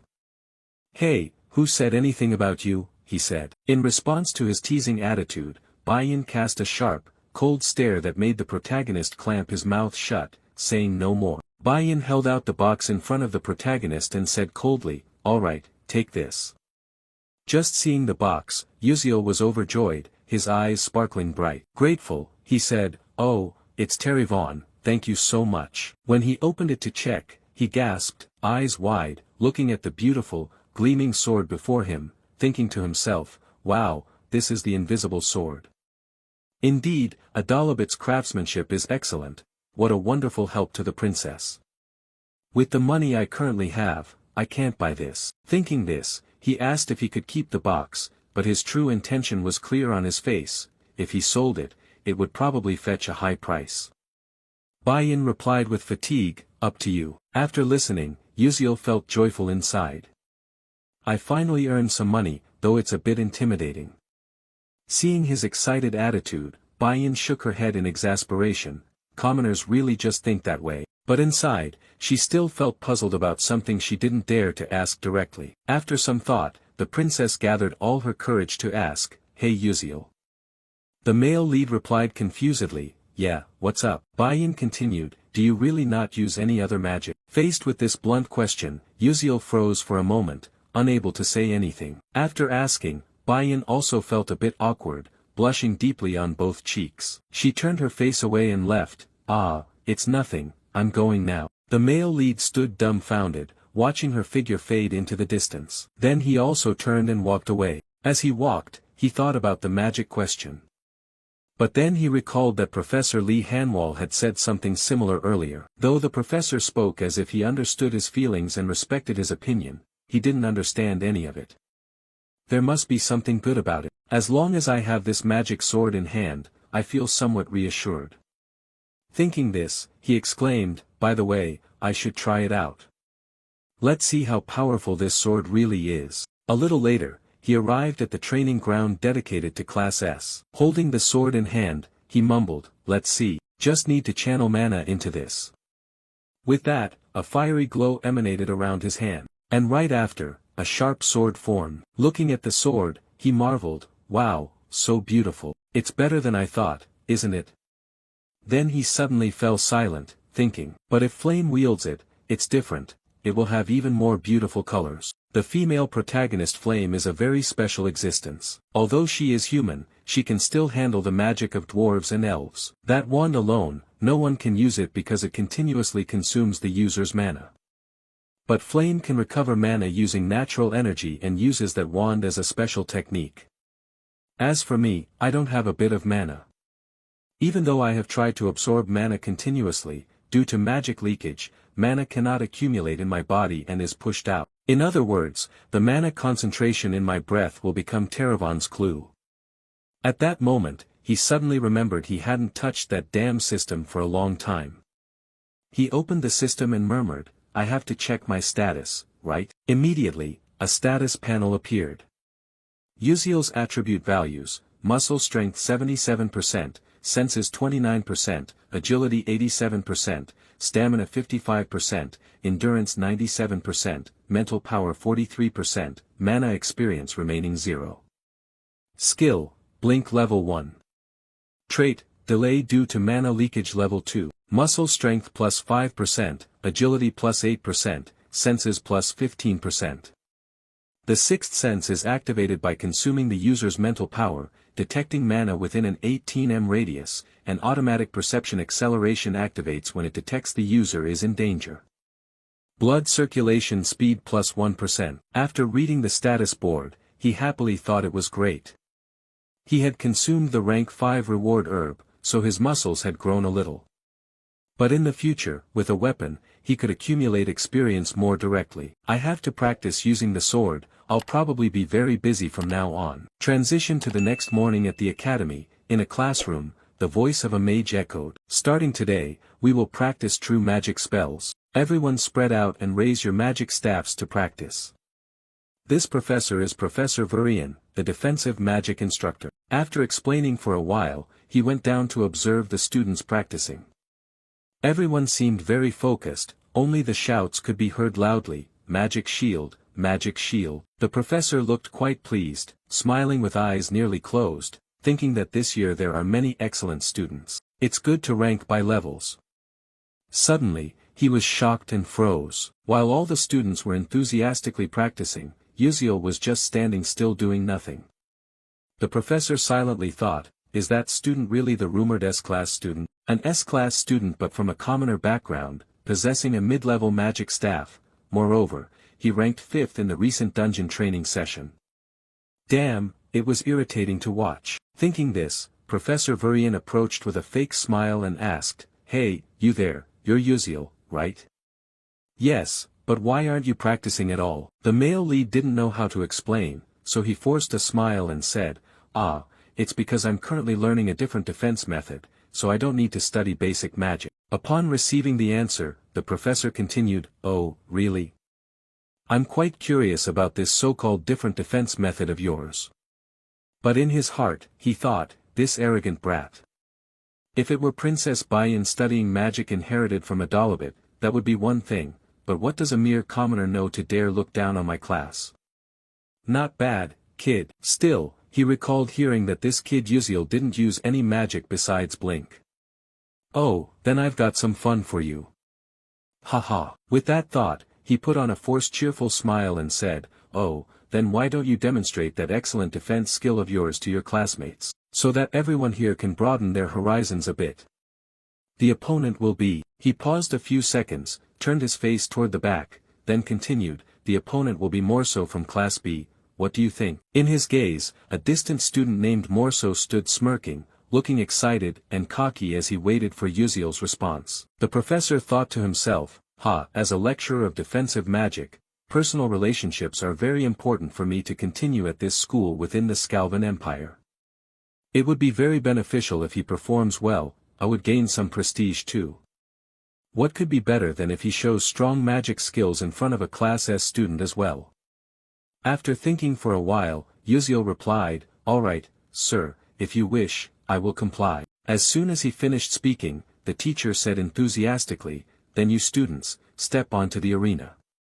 Immediately afterward, both stepped onto the battlefield. While Morso stood there grinning confidently, Uziel appeared quite indifferent toward the match. Morso's friends continuously cheered, "Hey Morso, crush that kid, embarrass him, we believe you can do it. Keep it up." Morso confidently replied, "Of course, just wait and see." The recent commotion caught Uziel's attention. He quickly recognized them and sighed, thinking, "What nonsense is this?"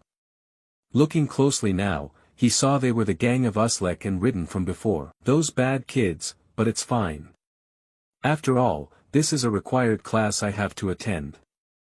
Since I can't use magic, there's nothing much to do. If you people like it so much, then I'll indulge you to the fullest. Thinking it over again, I remember Professor Virian's bad reputation has been widespread since the first episode, how ridiculous. Then, he suddenly smiled with satisfaction. Well then, I might as well use this opportunity to check the training results, not a bad idea after all. The professor spoke up, "This match will be conducted in an attack and defense format, furthermore, no other magic may be used." At this moment, Morso had taken a defensive stance, ready to fight. The students below whispered among themselves, "If he attacks, Morso will win, right? Defense is just defense after all. Has he learned Earth Element offensive magic? It's said to be very hard to counter." But Prince Jeremy was extremely calm, paying close attention. The professor's voice rang out. "All right, get ready to start. Show me your best skills." Immediately, Morso used his magic staff to create a formation in front of him, and a giant stone appeared. Seeing this scene, the students below were terrified and exclaimed, "Enough. That's second-level magic." In basic magic practice, the unspoken rule is to only use first-level magic. Is Uziel okay? But Uziel showed no fear, he remained calm, focusing intently on every movement of his opponent. Morso thought angrily, "Damn brat from Class S, so arrogant. Take this gift from me." With that thought finished, he shouted and sent the stone flying down. Immediately, the stone hurtled straight forward, an overwhelming aura radiating powerfully around it.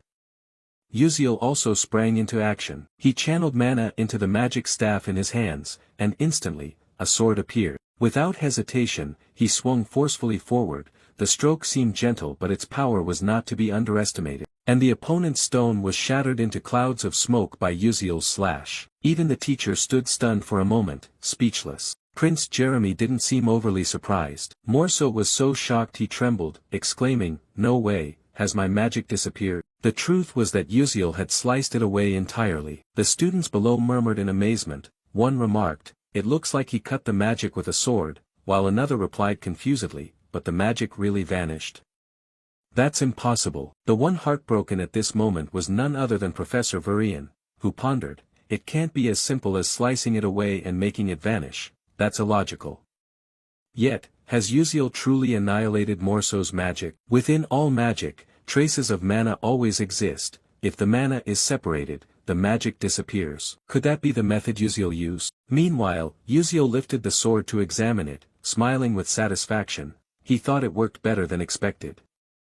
Although he had only neutralized second-tier magic, staying to practice on the training ground for just a few days already yielded such good results. Excellent, this clearly makes it worth trying. This is truly my battlefield. Morso, frustrated, clenched his teeth and muttered, "Damn it, how dare a commoner block my magic?" The professor began to contemplate, if Morso lost here, it would be hard to explain, he couldn't just stand by and watch. Thinking this, he said, "Uziel, I acknowledge that your defensive method can be executed.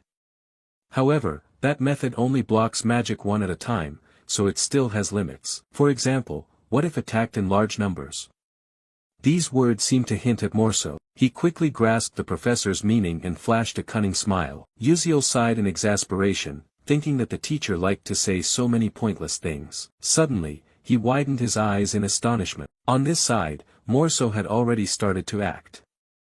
He created more stones, truly, a formidable opponent. Immediately, he controlled all the stones to rush toward Uziel, releasing a terribly intense magical energy. Seeing this scene, the group of students murmured among themselves, saying it was a bit too much and that someone might get hurt.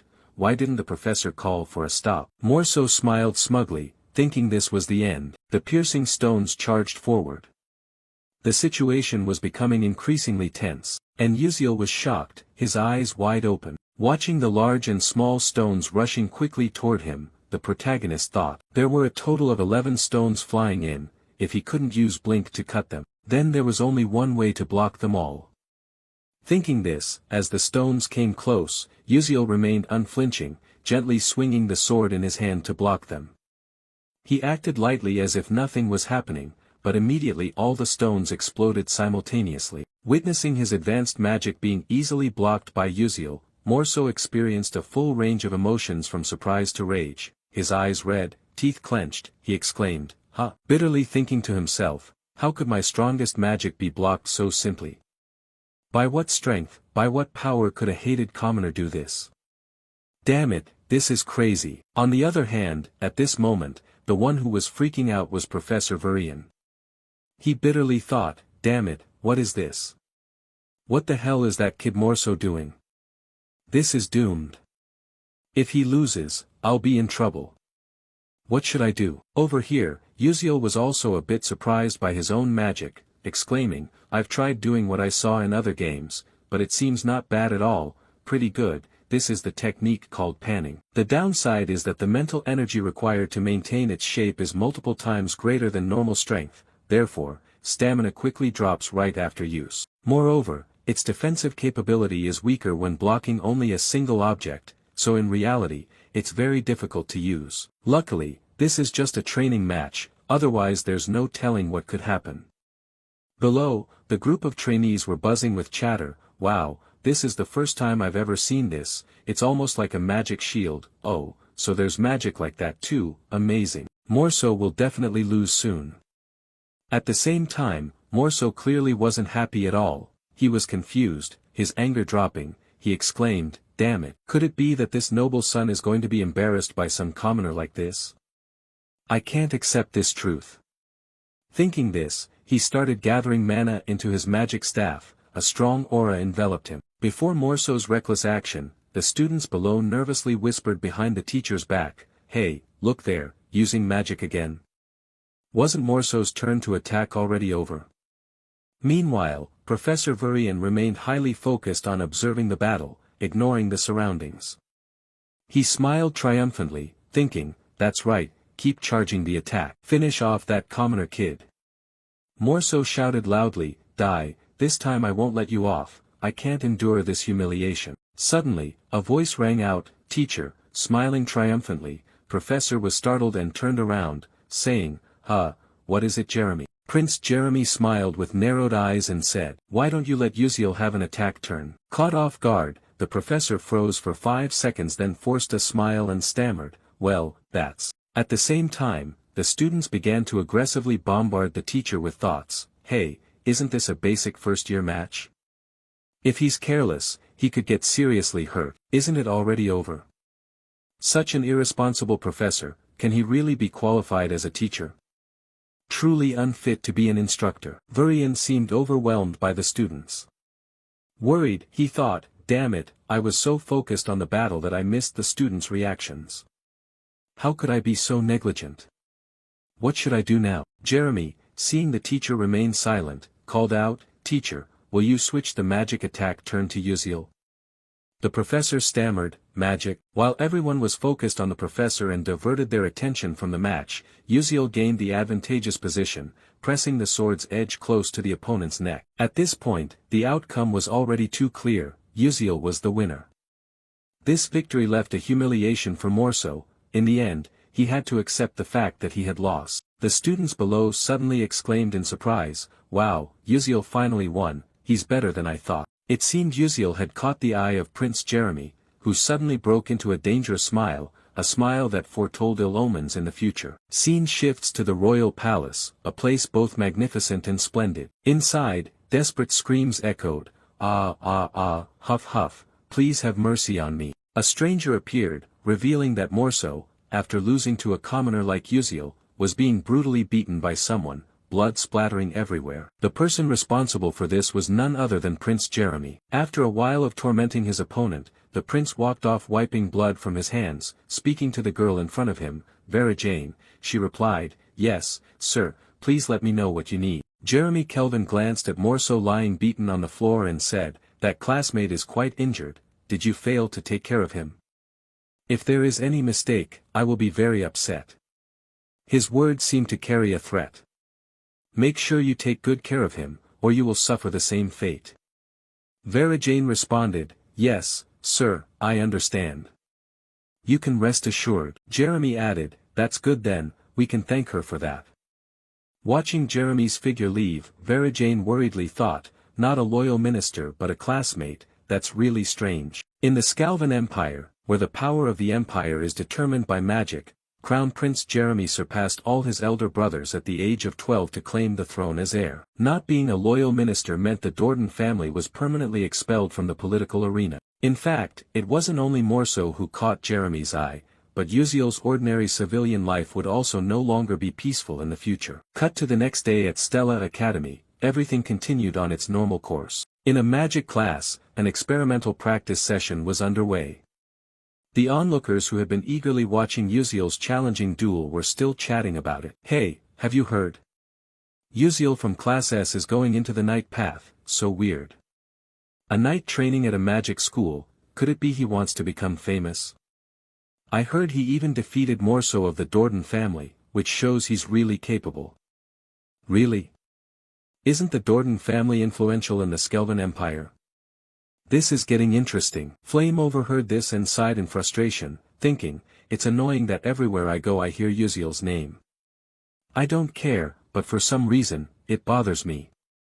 Who even is that kid?" At that moment, the serious voice of a professor rang out, all right, gather your attention right now, what's all this noise you kids are making?" Then, the professor held up a vial of liquid solution in front of him and continued, "Alchemy requires precise timing and perfect temperature adjustment. This professor is none other than Alchemy Professor Maizen Tyran. Today we will practice the Tyran Fatigue Recovery Potion that I have researched, please focus on the practice." Flame practiced while feeling annoyed, damn it's really frustrating, just a tiny mistake leads to a big failure, a small slip-up ruins everything. Alchemy is too difficult and complicated, I want to avoid it as much as possible. At the same time, the professor's alarmed voice rang out, "Altarisha, you're being dangerous, do you know how you can become an alchemist like that?" The blonde girl stammered, "I'm sorry." Flame stood back observing and thought, "Professor Maizen said I will become a black steed and even better in the future, I probably have to go gather materials to prepare, there's no choice but to diligently listen to the lectures, I believe I can do it." Suddenly, a smug laugh caught Flame's attention, he. Uziel seemed to have succeeded and stood there laughing proudly, he, awesome, this is it. Flame thought wearily, what's gotten into Uziel? Laughing like a madman. At first, I thought he joined this class to get close to someone, but now I see he's just a weirdo. What am I even witnessing? She sighed and thought, well, it's none of my business, I'll just go gather more materials. After a while, the perfect experimental results appeared. Flame was exhausted after struggling intensely, gently wiping the sweat off his forehead, his mind racing. Finally, it was done. Luckily, his high academic achievement allowed him to complete this quickly. Taking a closer look, how is Acel doing? He saw Acel was still fumbling through practice. Flame felt relieved, thinking it was good that she was performing well in a normal way. But wait, normal. If he remembered correctly, in the original episode, Acel accidentally obtained Maella's magic code notebook. So wouldn't this class produce a product similar to Tyran's fatigue recovery medicine? Then why did he make just an ordinary medicine? Lost in thought, suddenly the professor's angry voice rang out, Uziel, who said you are allowed to change the experiment ingredients as you please? Uziel replied, yes, but doing it this way will yield better results. Hearing this, the professor was startled and confused, saying, "But the problem is this result is different from the fatigue recovery medicine Tyron I instructed." Looking at the vial, Flame couldn't believe his eyes widened. Amazement filling his thoughts. The high-grade medicine was supposed to be made by Acel, yet Uziel achieved this extraordinary thing. Why was it Uziel who manufactured Tyron instead of someone else? Meanwhile, Professor Tyron tried to keep a cool head because losing it would mean a fever. He raised his hand to his forehead and sighed wearily. No, this attitude is really inappropriate, truly. Coming from common folk means you can't make anything decent. Hearing this, Flame recalled the story's plot while thinking. That dialogue was originally the reason the family was destroyed. This phrase had haunted Acel because the pain of losing her family lasted until the very end of the blink. If Uziel had known this truth beforehand, would he have drawn the criticism of Professor Tyron in order to protect Acel? Professor Tyron holds significant influence within Stella. If she accused him, his academic record would be seriously affected. Flame thought to himself, why would that kid go that far? Because of anyone? Dying for a girl is the most heartbreaking death. At the same time, Professor Tyron shouted fiercely, Uziel, what is that rude attitude? Didn't your parents teach you manners? Call your guardians here immediately for me. Only then did Uziel realize the serious trouble he had caused. He thought to himself, I forgot because I was so obsessed with alchemy that I completely overlooked this nuisance. How foolish of me. He timidly replied, I have no parents and no relatives. After hearing this, Tyron became even more irritated, her face red with anger as she shouted, if you do that, aren't you disrespecting me? Are you trying to bypass me? Uziel thought, fine, since I've already been scolded, what else can I do? Oh right. Tomorrow I'll try making kimchi medicine and cola medicine. In the weeks that followed, the quarrels between teacher and student still had no end in sight. Professor Tyron said, how many times have I told you, don't use ingredients that haven't been taught?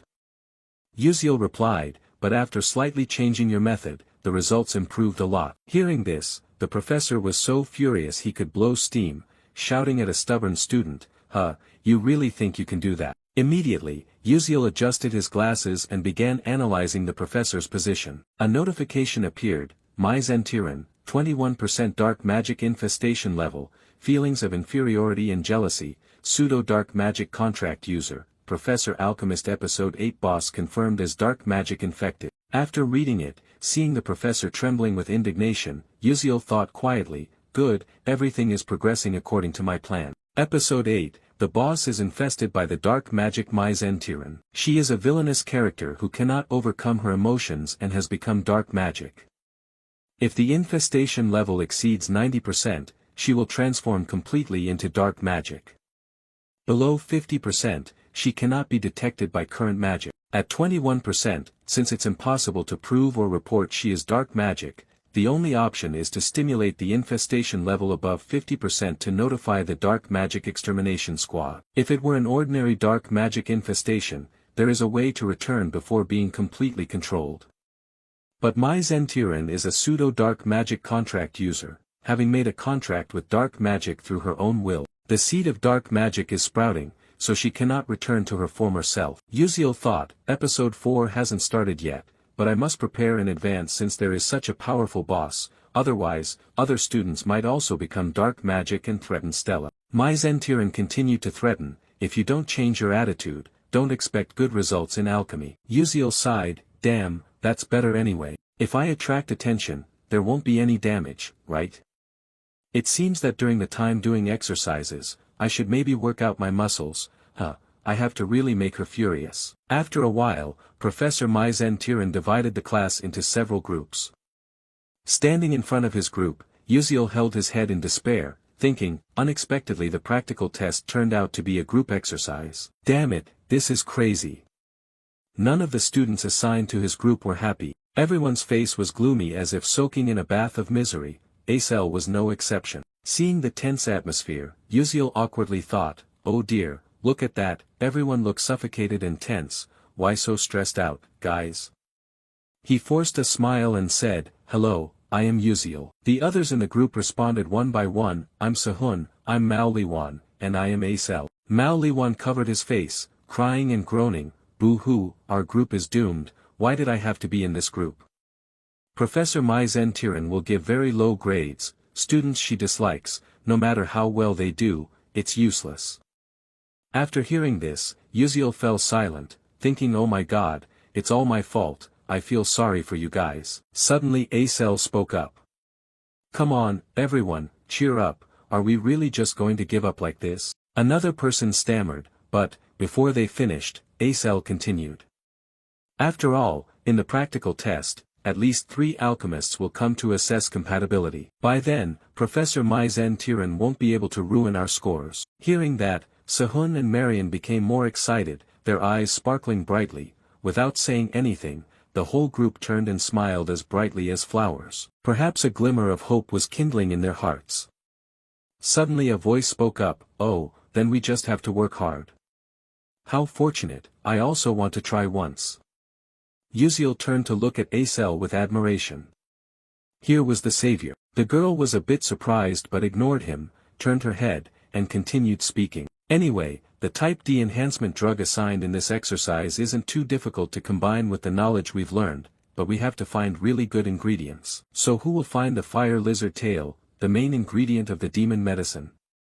Without hesitation, Yuziel raised his hand, I will find that. Everyone knows that the corpse of a monster is the most important thing in alchemy, right? You have to choose the freshest one for better results. The whole group seemed to understand this. Someone added, good, let's decide on that. Classmate Yuziel will take on this task. Inside, Acel thought to herself that seeing his confidence, she could trust him. On this side, Yuziel smiled smugly, fire lizard tail, huh? I'll have to go directly to the mountain to find it. Cut to the alchemy professor's office, a student walks in, the professor calls out, come here. The professor held up a piece of paper and said, can you deliver this paper to the first-year students of Class C alchemy groups, but except for Group 12?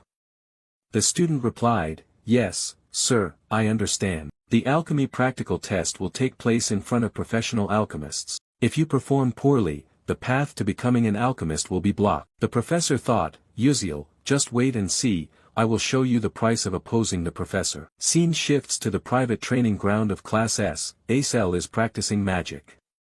Suddenly she hears a call, Flame. A male student hands her a piece of paper, this is for you, they told me to deliver it to you. An announcement about alchemy, take this.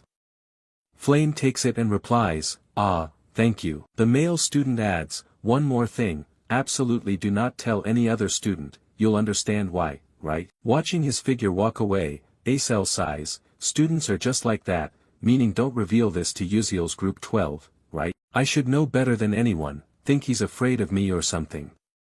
As she opens the paper to read, Flame is quite surprised. The content reads, notice, the practical exam will change from using the level D enhancement potion to the Tyrant supplement potion, students please take note. She realizes something, eyes full of astonishment, thinking wait a minute, if Yuziel knows the original formula, he will be able to stop this, won't he? Instead of preparing lizard tails for the level D enhancement potion, the italic spider shell should be prepared for the Tyrant supplement potion. That's right, this time is the opportunity to test that kit. A few days later, to prepare materials for the practical lesson, Yuziel went to the Derably Grand Arena through the teleportation gate. As soon as he stepped out, the male lead raised his hand to his head, grimacing in pain. The teleportation gate is great, but stepping out makes me dizzy. Oh, my head. A strange voice spoke up, welcome, Master Sorcerer Yuziel. It was a warm greeting from the staff here. Yuziel replied shyly, I'm not an official sorcerer yet, just a trainee. The cheerful staff member continued, even as a Stella trainee, you enjoy the same benefits as a full sorcerer. Hearing the mention of Stella, the nearby trainees buzzed with excitement, whispering, look, a Stella trainee. Really? It's my first time seeing the Stella uniform. I'm so jealous, it looks pretty cool. The staff member added, if you need any support, just let me know. Yuziel responded, oh, thank you very much. Then he stepped inside, thinking as he walked, with just a pass and the Stella pocket watch, you get treated like an official sorcerer anywhere. The Stella Academy is truly wonderful. Plus, you get to use the teleportation gate for free, usually it costs 1,000 credits. What luck! Thanks to that, I make sure to visit neighboring cities every weekend.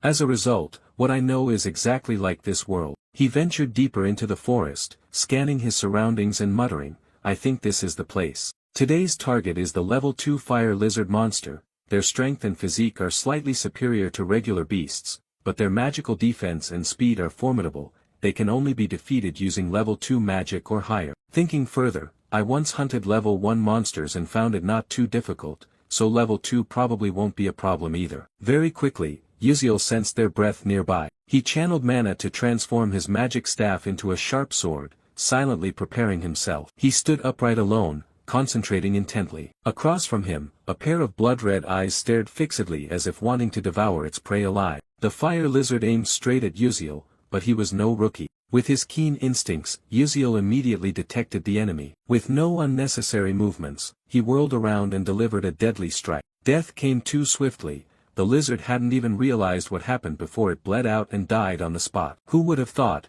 Uziel cast a cold glance at his handiwork, quite impressive. Within the blink of an eye, one was already eliminated. He exclaimed, one down. Now, any of you who want to join my team, come on over, I'll take care of all of you alone.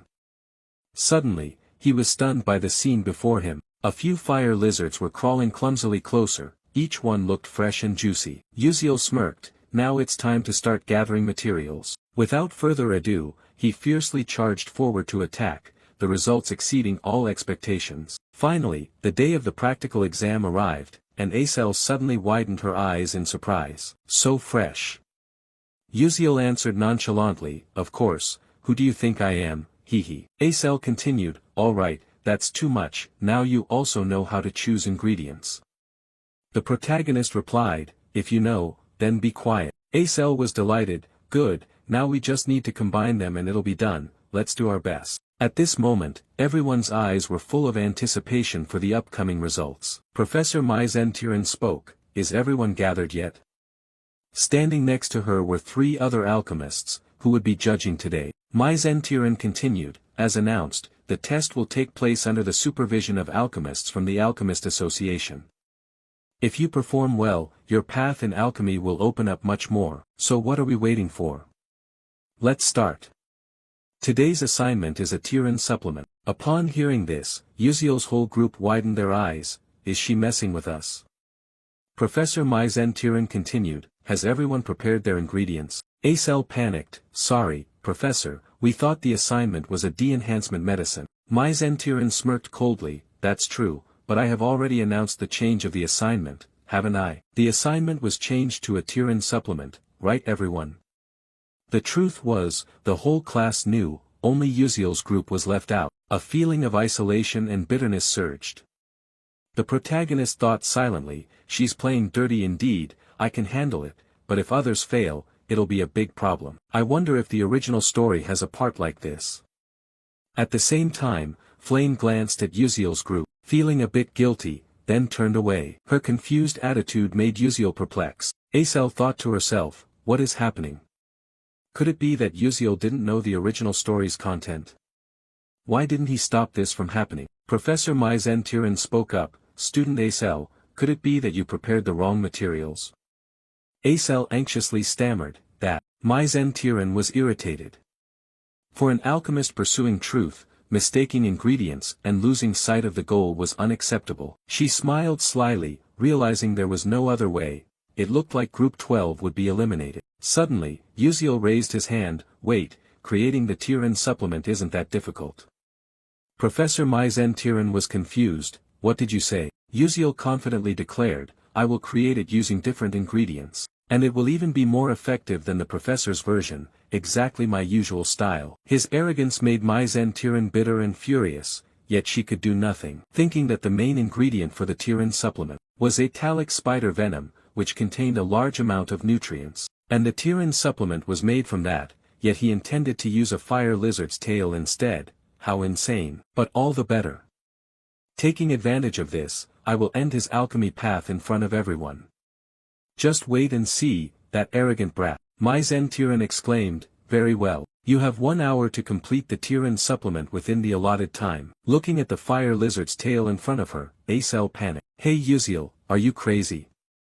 what can you even make from that? Uziel forced a smile. Since it's come to this point, we have no choice but to take a risk. Just trust me and follow my lead, it's better to try than to be eliminated, maybe luck will smile on us. After hearing this, the whole group felt reinvigorated and encouraged. I will do it, I want to try too, we must open their eyes. Right after that, the group got to work practicing. Uziel said, all right, listen to my explanation. Looking back, alchemy was Uziel's most cherished field in his journey to conquer the game world. He had meticulously recorded every formula, no matter how small the detail. The Tyran B-type supplement formula was, of course, no exception. Initially, he did not intend to use this formula because it was something Professor Mage from the future had painstakingly researched and invented. Thinking of this, Uziel confidently said, the reason why Atalix tarantulas contain many nutrients is that they are necessary for reproduction. The fire lizard's tail also has a similar organ. He pointed to a spot on the tail. This is the blood vessel here, can everyone see it clearly? I heard that the Awo tribe in the southern desert often uses the fire lizard's blood vessel to nourish their chieftains. They live very long lives, so this blood vessel could definitely replace the Atalix tarantula. Mao Liwan raised his hand. I know a bit about the raw material processing techniques of the Alakair tribe, let me take charge of this part, Uziel said happily. That's fine, that's great. As for this mistletoe, it must be dried using the desert region's special method. Does anyone know how? Sehun replied, it's the solar drying method, right? I learned it when I followed my father. With this amount of vascular tissue, I can dry it in 5 minutes. Before he could finish speaking, Acel volunteered, let me take care of the next processing step. Uziel smiled, well then, I'll trouble you. Immediately after, the whole group got to work, serious and focused. Each person had their task, they tried their best because they could only rely on this result. No one was allowed to falter. Seeing everyone's effort, Uziel smiled and thought, they're quite good, even better than I expected. You spoke up, let's start mixing according to my instructions. Let's do our best. After a while, Mai Zentiran was so shocked he stood frozen, not blinking. What stunned her was the supplementary medicine that Uziel's group had created. Uziel confidently said, Professor, this is the type B Tiran supplement. Please examine it. The other alchemist authors witnessing this couldn't believe it either, thinking privately, this is unbelievable. Could these kids really do it?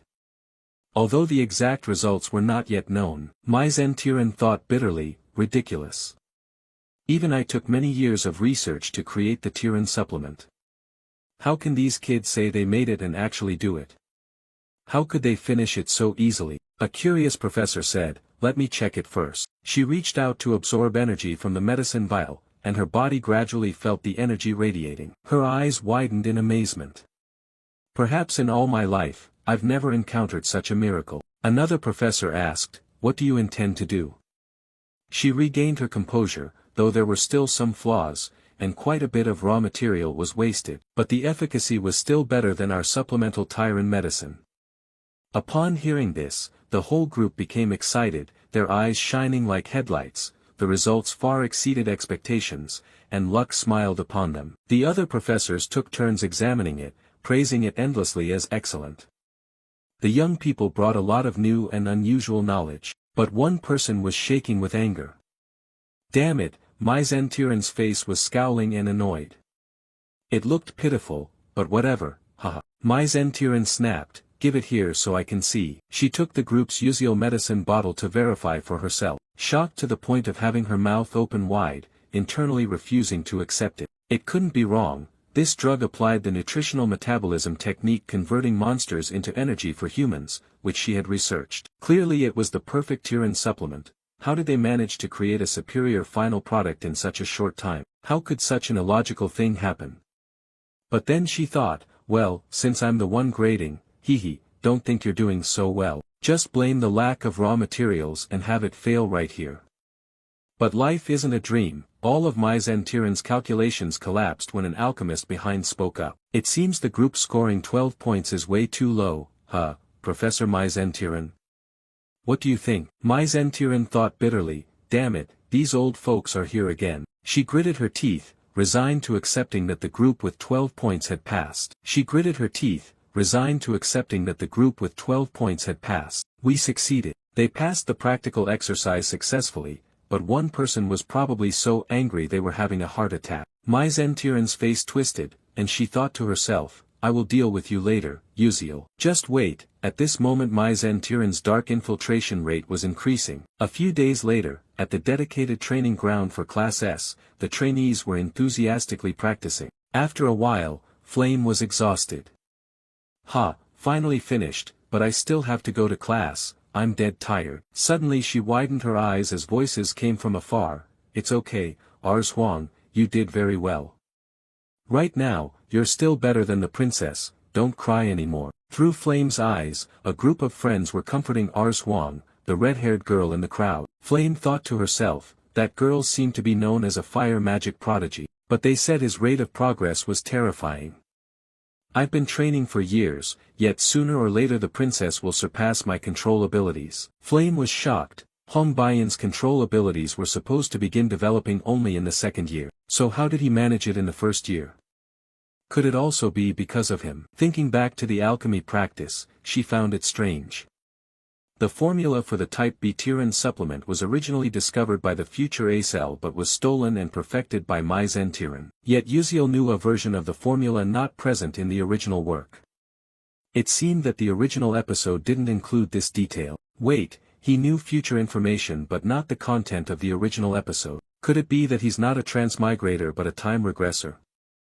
If so, everything makes sense. If Uziel comes from the future, he only knows future knowledge. He doesn't remember all the petty events related to Acel. Flame continues to speculate. In the original story Ma Yuxiang also once did a regression. The 11th seal, the only moon in the world possessing the power to control time, if that is his power then it's truly terrifying.